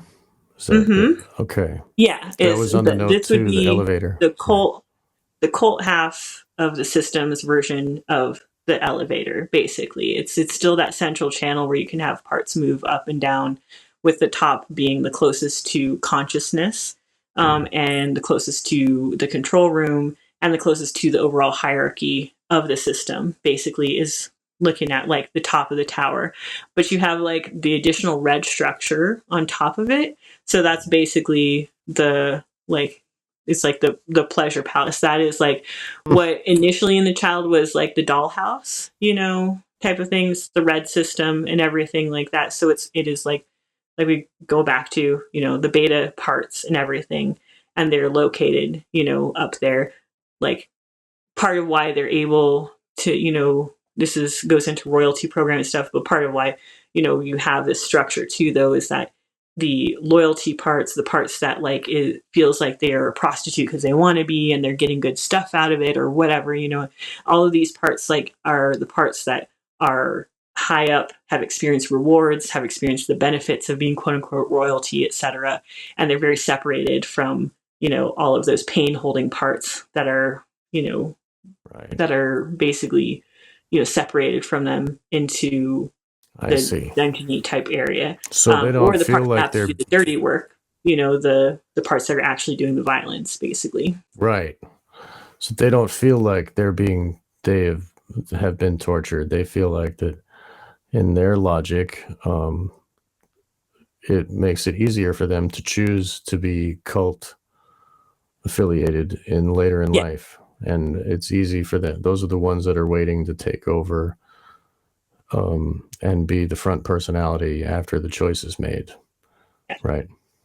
Yeah, they're the parts that feel like they haven't been traumatized, that the role that the cult has for them is the role that they really want, that they were born for, that they feel proud to embody, etc. So that's why this is the location of the system hierarchy, overall hierarchy, because they're the ones that are the most incentivized to keep this structure intact, because they feel like it's their ticket to survival or to happiness or power or, whatever, depending on the specific parts.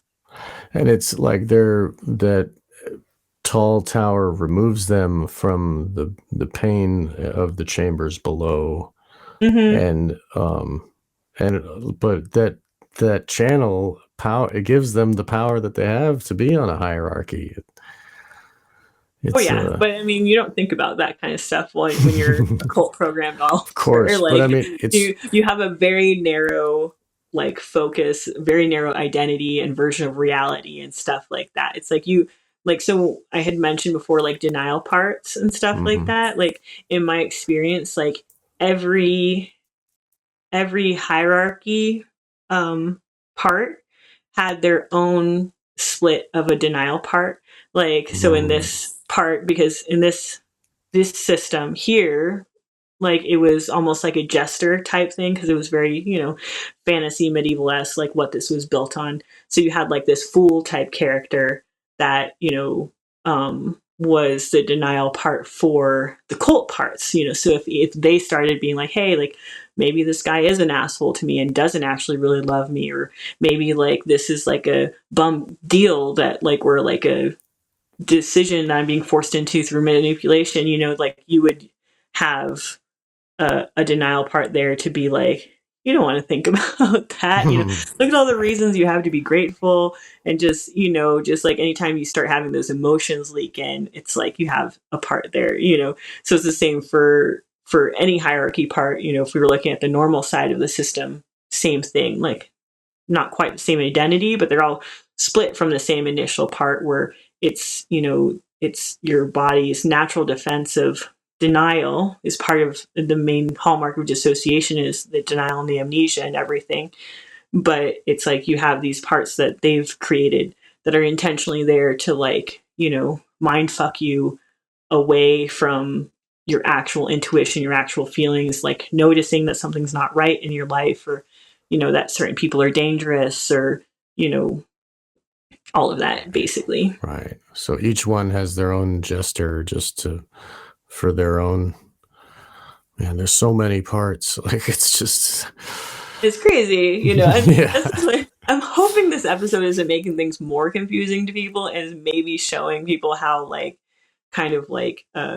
a town or something, you have everyone has a place to live, and it's intentional based off of or it's natural based off of their role in that society, I guess. But this one is 1984 style. It's everything, every single person in this village or this city is controlled exactly what their job is, exactly what their role is, who they're allowed to intermingle with, etc.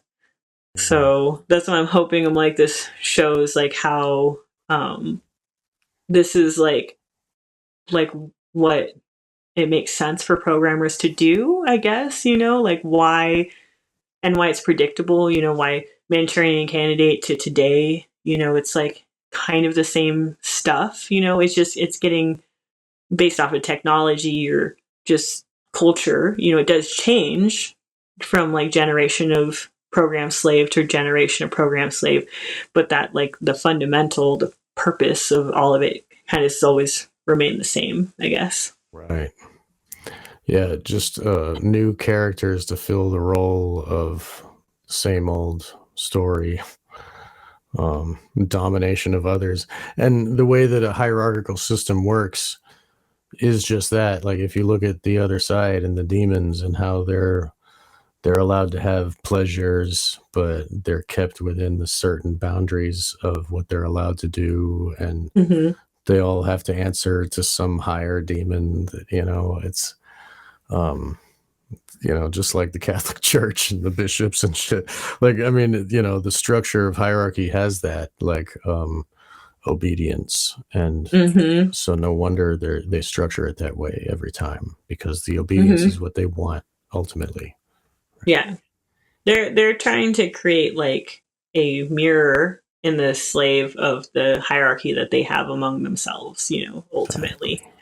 And they want to recreate that same power structure within the parts of, that's the whole point of all of this, is that you want to be able, it's like chainless slaves. You want to be able to have a slave that you don't have to have on a chain at all times to know what they're doing, and that they're not trying to get away, or that they're obeying or something. You want that to be enacted by the person's mind themselves. Right. They don't want to have to physically rape a 30-year-old to get them to do the mission that weekend. Yes. They already raped them in the past, and all they got to do is just have the memory. And so, like, that same fear and control, and we talked about that too, as like such a huge component of, that's why the rape and the split in the beginning has to be so hard, because that's the emotional fuel for all the rest of the future adult switches, to cause them to switch, and to make it even possible that the brain does this, is to have such horrific humiliation and trauma. And yeah, so we have compassion for you. I mean, we're so glad that you're healing. It's the gift in and of itself, that's for sure. But yeah, exactly. Like, that's what everything is essentially built off of. And like the dungeon, for example, that's there to like motivate a lot of the staying in line and obedient, is because it's modeled essentially after like the actual, I call it the core split event. It's not the first time I was dissociated, but I always call it the core split event, like right after I got to Texas, the time that's, you mentioned like being in the bunker cage with the corpse, being, right, with other kids, and seeing kids being torn apart by dogs, or raped, or set on fire, that this is like, but most of like that, too, is being left, like alone in this room, and being told, you were going to starve like the other kid that was dead in there, and just be like, alone and forgotten, and we're talking about like a toddler here, we're talking about like, like 3.5, like 4 years old, basically, for something like this. And it's like, so for me, it's like that whole, if you see that like dungeon area, on a certain level, it's internalized, but it's a recreation of an actual experience that's always there in the slave system, to kind of be triggered as a reminder of like, this is why you want to be a useful slave and you don't want to fuck up, is because at any point you can get thrown back into that hole and forgotten about, basically. And that is like, it's very early in your life, and it's very shock and awe, just between seeing other kids be tortured, yourself being tortured, and then that like level of abandonment, etc. It is like incredibly motivating for the rest of your life. You know what I mean? Like to obey, because there is always this fear that they can just lock you up and throw away the key, and or it feels very real to you. Or they can throw you down a literal hole and cover you in body parts, like that other time you talked about with Emma. Yeah, that was like towards the end of like the kennel training, is that they, it's this stuff that is kind of like the climax of training events, that is so intense and so shock and awe, that they know that they can weaponize any triggers that are associated with that event from then on, or very much motivate parts that are, maybe unwilling to play certain roles in the system, make sure that they're 100%, willing from then on to play that role, because it's constantly reinforced to them that you either obey or you're expendable, and that gets reinforced over and over and over in training, basically, is that, the parts at the top of that tower generally feel like they only connect and remember the times where they were praised for the training, where they were told like how special they were, that they were chosen, how skilled they were, talented, good, beautiful, et cetera, all that kind of stuff. Like that, there's a lot of that in training too, but ultimately the main fuel for keeping a slave enslaved internally and obeying is those really traumatic, things that, and it's understandable for those hierarchy parts to, if they have the ability to push away that pain and to just feel the good shit, they're very motivated to be, to willingly engage with those denial parts, that there's abuse that they went through, and to just see it as like, no, it's just training, anything weird, it's because it made me this stronger, better, more powerful person, essentially. Yeah. And then when you accept it as that's just normal, then when you're forced to make the choice, oh, do you want to be a real member? Do you want to be part of this cult? Right. It makes it easier for you to just say, okay, yeah, I'll be the queen regent, you know. Exactly. And the parts of you that should be strong enough to be self-assured a lot of times have not been allowed to flourish, because they've had all these other parts, so that's the general formula is is that if you are someone with my particular training that was, chosen to do like a black mother kind of role or something in the future, like, yeah, it's like they hope that they can convert you earlier on, but if not, then there's always these timed, comes back to the clock stuff, there's always these time switches where they have this implanted timeline where you can anticipate those parts of you that have been forced to be in the background are looking forward to and anticipating the time at which they're going to be allowed to be out full time, essentially, and that's like, and that's very motivating for those parts. And if you haven't healed those parts, it's very, it's very possible that you get to that point in your life, like Alice or something. And next thing you know, you're in Eyes Wide Shut. Next thing you know, you're grooming your own, you're fully part of like this role, and you're accepting it, and you just want to focus on all the good things you're getting out of it. And you're at the point where you're grooming your own kid to be, part of the same cycle and everything. Yeah. Like the moment as she's giving the daughter away, she says to Bill, she says, I think we should be grateful that we survived. That's like that is word for word like what the mentality is of that black mother occult hierarchy part of the system, is like, it is the grateful whore. It is like the part of you that feels so happy to be picked to be the prostitute because it meant that you get the good life and you get, like all of this stuff because you weren't fed to the dogs in front of the other children. Exactly.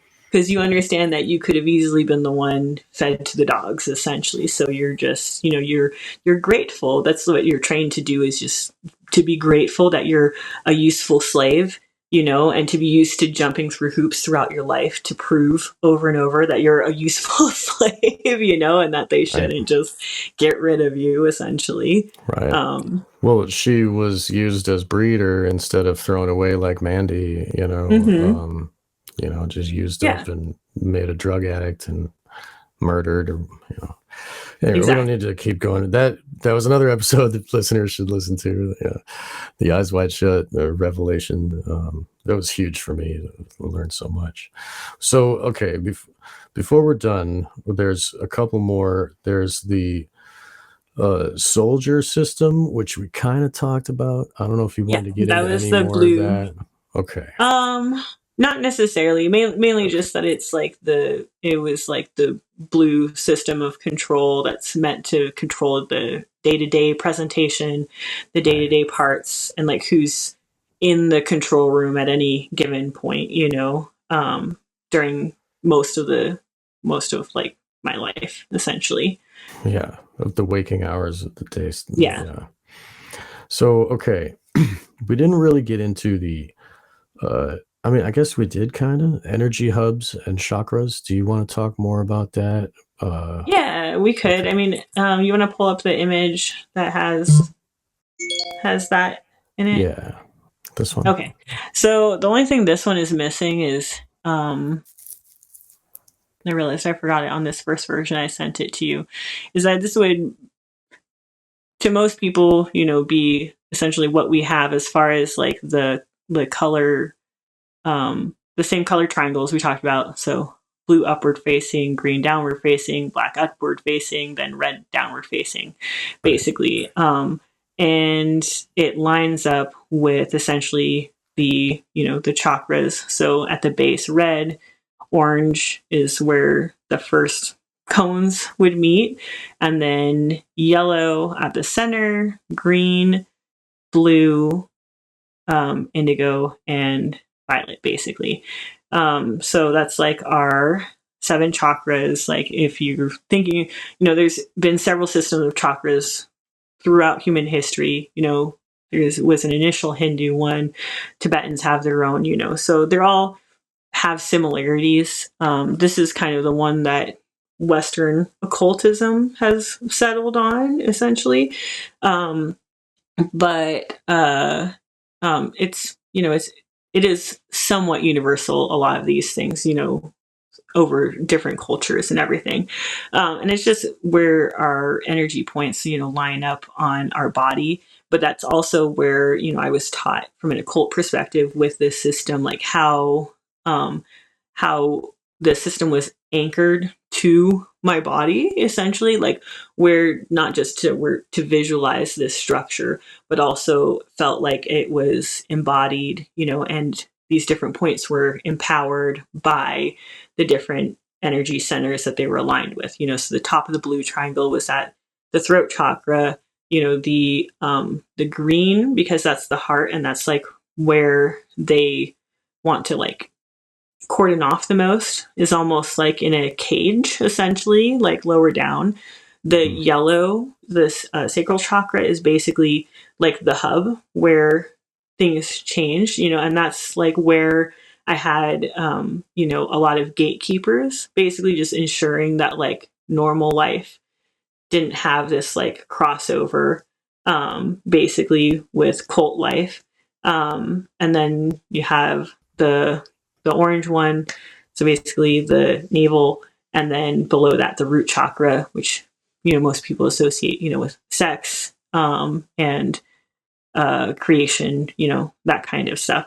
So essentially it corresponds, if you look at which chakras and what they are, to the locations in the system, basically. Like it's like archetypally, even if you look at, for myself, like early on in therapy, I'd always describe, to my therapist, the funnel that existed because of my soldier parts, to where it's like what my heart was trying to say, what I was trying to verbalize, was often like bottlenecked, because the soldier system was there, and the main leader there of that hierarchy was essentially there to filter out anything that it didn't feel was appropriate based off of what the cult wanted to people on the outside. So I had a very, people see me as articulate a lot of times, but I would have, when talking about my emotions or my feelings early on in therapy, it's like I really couldn't ever say what I was thinking, I guess, what I meant to say. There was always this filter. I always felt like there was all of this I was trying to say, and it would just get filtered through this like funnel, and just the tiniest bit would come out, and it just was, it was very frustrating because I didn't understand the program I was dealing with, and it wasn't understanding the parts I was dealing with. And once I did, I was able to work with that part, but that's, kind of showing the alignment of these energy centers and the parts of the body, and then the parts that feel like they're actually physically in this imaginary physical space, like located there. Does that make sense? Yeah. Yeah. So like the root chakra being red corresponds to the red of the black mother sex stuff, right? And then the blue of the control the control ones, the controlling the day-to-day stuff is connected with the higher supernal triad at the top, where the thinking and the like the higher mind self. Oh. So we had a little hiccup with the technology, but we are salvaging it, and we have 27% power on this new device. So we're just going to wrap up this, and we've been doing, this has been a very long one, actually. It's, so it's great that we got all this information so far. It's like we got through the list pretty much. That was a big list. Yep. And so I'm glad that we did all that. But this, just once again, the way that the cones are structured are like based on how the chakras relate to your own body. Like your solar plexus is where the energy comes from, like your heart is encapsulated in the day-to-day facing personality, which is controlled by the supernal triad of the blue. And I was talking about how the sex stuff is related to the lower chakras, and the occult blood stuff is related to the lower chakras too, and the control ones are related to the higher chakras. So it does fit. It makes sense that way. Yeah. So it basically corresponds with like the different energy centers and what they empower you to do, whether that's like creativity or self-will, or the sexual force, or love, or speech and communication. Each of these energy centers correspond to like the parts that are in charge of those same things, and are meant to be kind of like fueled by that energy to express whatever it is that the cult wants them to. So I think the only thing I said was missing on this one is that from that there was two things. Like, one is that the purple chakra is essentially where the head, third eye is like where the control room is located. So like, I would visualize that's where the control room was located, is like my forehead, but also that's like where, where it was just located on the overall structure of the system. That's that black dot there. And then right.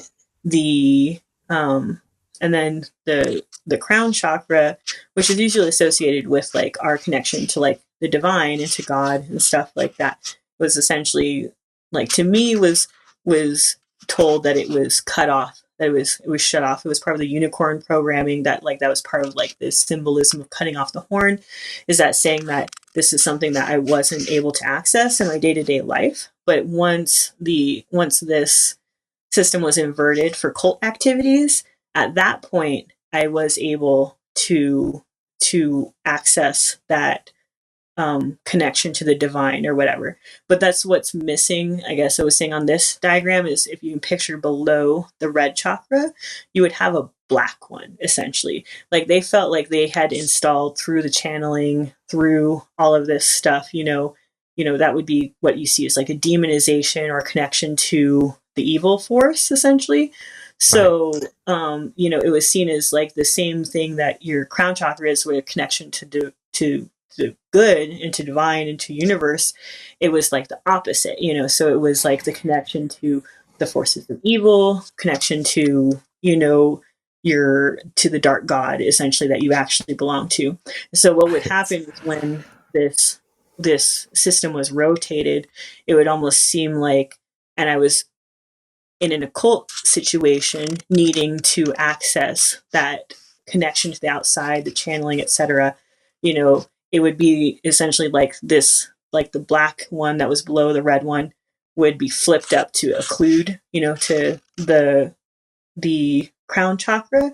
So it almost, to them, feel like a merging of like my access to Godhead, but with the filter of it being used for dark purposes, and for the will of the evil. Right. Does that make sense? It makes total sense, more than you know.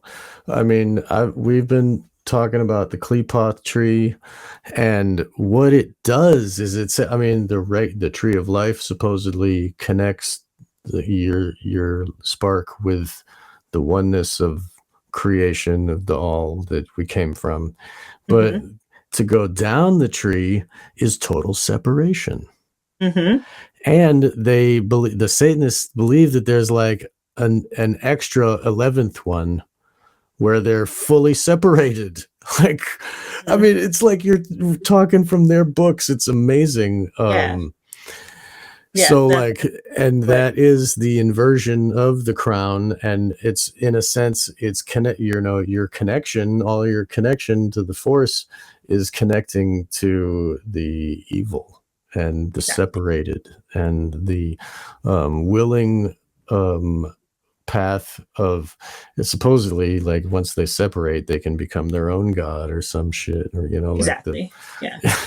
It's their idea of like the apotheosis of man, and the idea of like that you create something better than what God was able to create, is this version like the demiurge of this place, like that created us in our like hellish. Okay, yeah. Oh man, I'm sorry. Yeah, exactly. No. That's pretty much exactly what I was gonna.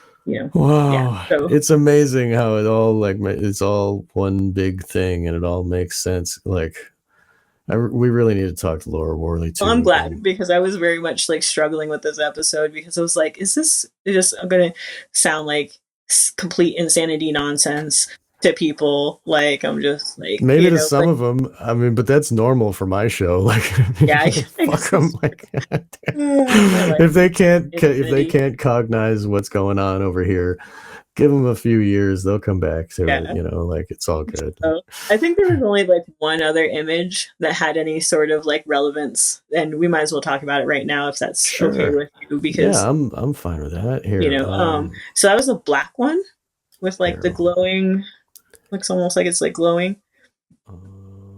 Yeah, I remember this one. Yes. Okay. So that is, like you mentioned before, that I've mentioned before on things. So that is basically like the structure that I was shown, that like the main soldier part that was in charge of, often who was in the control room and stuff like that.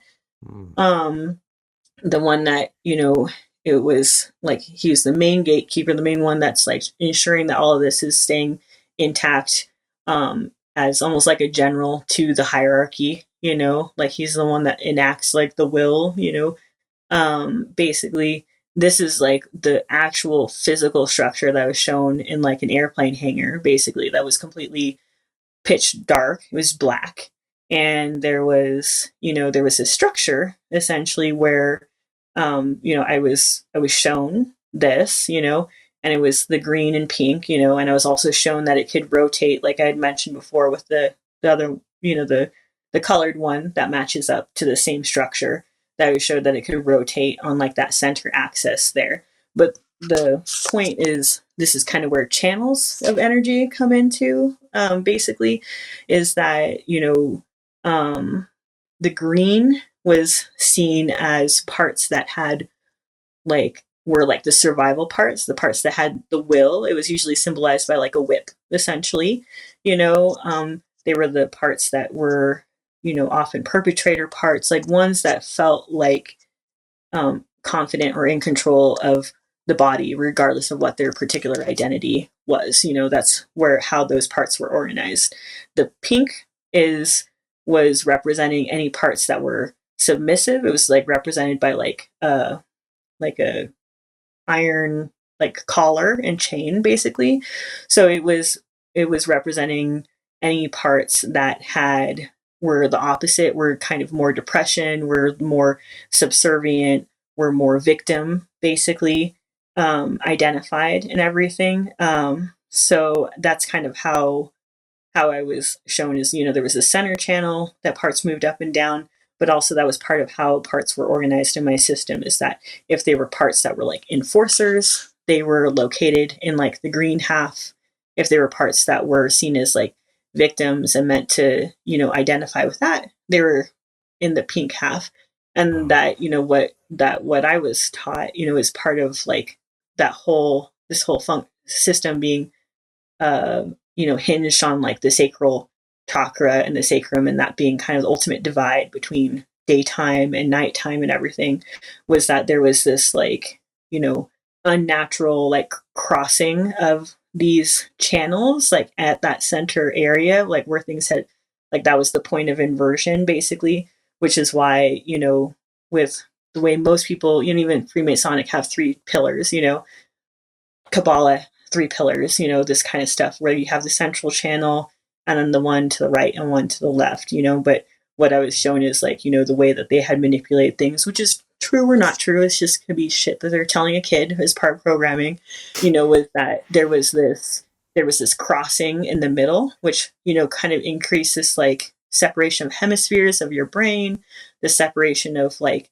your upper body and lower body and sensation, like a lot of these things were hinged on this, to where, but it also is what made it consistent, to where if the system was turned from that center axis, that, the pink is always on the right and the green is like always on the left basically. So I think that was like the last image, which,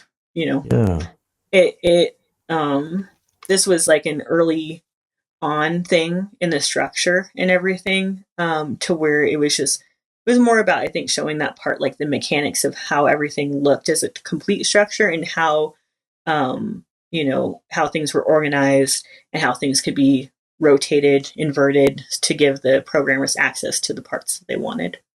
Right. And you saw this in 3 dimensions, so it's like cones too. Yeah, it was 3 dimensions. So it was cones, and it was like made out of almost like long fluorescent light tubes. So it's hard to like describe. That's part of why it looks like that. There is like, right. It was pitch black hanger, but then there was this like structure, this very large structure in the middle that right. was shown to me, and was basically like internalized by the part that needed to see it, and then make sure that the rest of the system was like really internalized and built off of that same structure. Right. Wow. And so you had like nodes, specific nodes, and you memorized where they all went and how they branched from each other, so that for the rest of your life you can keep it in order, so that you always have that internal map. Yeah. It's interesting that they chose green and magenta like that, because those are opposites on the color wheel too. So like that in a way also further splits, the way that our visual intake of the color works, it's really interesting. This is really very interesting episode. Thank you, Carrie, so much. I hope it helped to create some clarity on how to fit everything together in at least, like I said, one, like myself, one Monarch Slaves programming, to see how you could have all of these different programming elements and how they all fit together into like almost like a coherent like machine. It's not just a structure, it's not, because it has moving parts to it, and it moves in a very consistent way, where it's meant to, at least, before your programming starts breaking down and everything. But essentially how all of these things, because you can read Fritz Springmeier sometime, or different, and it's just like, you're just reading program after program after program, it's like, and on a certain level, like many of them are something that myself or other survivors might have. But if you don't really understand how they fit together, it can just seem like, a pile of, I don't know, just like overwhelming pile of junk, and you're just like, right. Okay, what, okay, like how did all of this actually serve the function of mind control? Exactly. Yeah, it's great that you can give us a visual structure. I mean, that really helps for those of us that are visually minded. like yourself, even an artist, like, it helps. And I hope that people listening will go back and see the visual, like watch because I'm going to post it on the YouTube, and so that everybody can see it, because everybody's on YouTube. And at least we're not talking about this, the convid debacle, and we're not talking about 9/11. So I guess we're allowed to talk about this type of stuff on YouTube for now. I'm pretty sure the main thing that gets people flagged is alternative health stuff. So I think exactly. you want to be or start saying CANCER. Oh, that one. Yeah, that's like the that. new Like shit. then we're gonna get immediately flagged. Yeah, then we'll get suicided. Right. Mm-hmm. Yeah, but anyway, speaking of YouTube, you yourself, we mentioned it earlier, you have a YouTube Desert Bikini. So anybody that has not listened to all of our shows, that maybe they have not heard about this yet, so please tell us about this. And be an interesting first episode. Right, you'd be diving in the deep end, right? What the fuck is this lady talking about? Right. But Desert Bikini takes it in smaller steps and you focus on survivor recovery. Tell us about that. Yeah.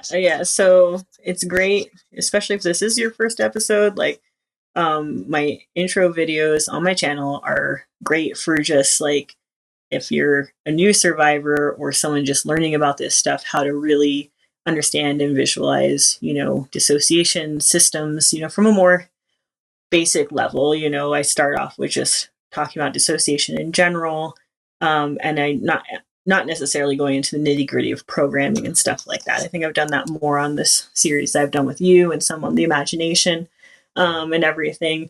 I still am planning on doing like just a designated mind control series on my channel, but life has been crazy and it takes more prep work, as you noticed with this episode, with how much diagrams I have trying to explain stuff, like when we get into the manipulate dissociation, it's a whole nother shebang. So most of my channel, my interviews are going to be very intense and triggering for people, regardless. But then my personal videos that I put onto the channel that are healing focused are generally less intense, more educational, and I think good for visualizing the basic concepts around this. So I'm still working on it. Hopefully I will be replicating it in a couple more locations as well.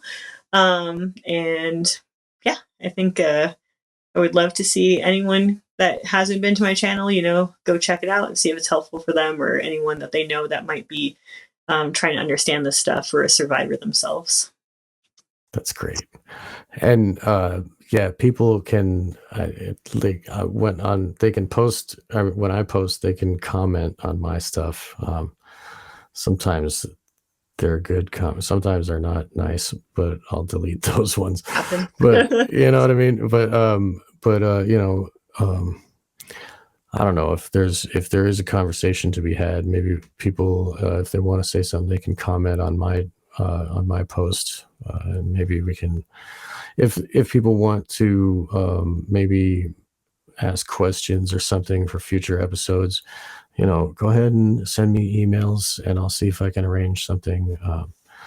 Anyway, your work is there at YouTube, Desert Bikini, and hopefully it will be on Rumble and BitChute and Odyssey as well one day. But just the fact that you're making the videos, even if it does get erased, you still have the videos. You can just put them up again somewhere else, like whatever.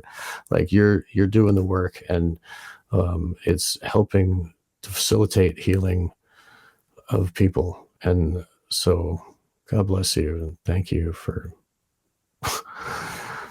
thank you for having a show where you're willing to talk about these things, and go into the in such a deep way and over, because we've done many episodes together. And I really appreciate your audience, because they all seem very, very supportive and compassionate, and yes, subscribers to natural law and all the things that are important in this world. So I'll be back again.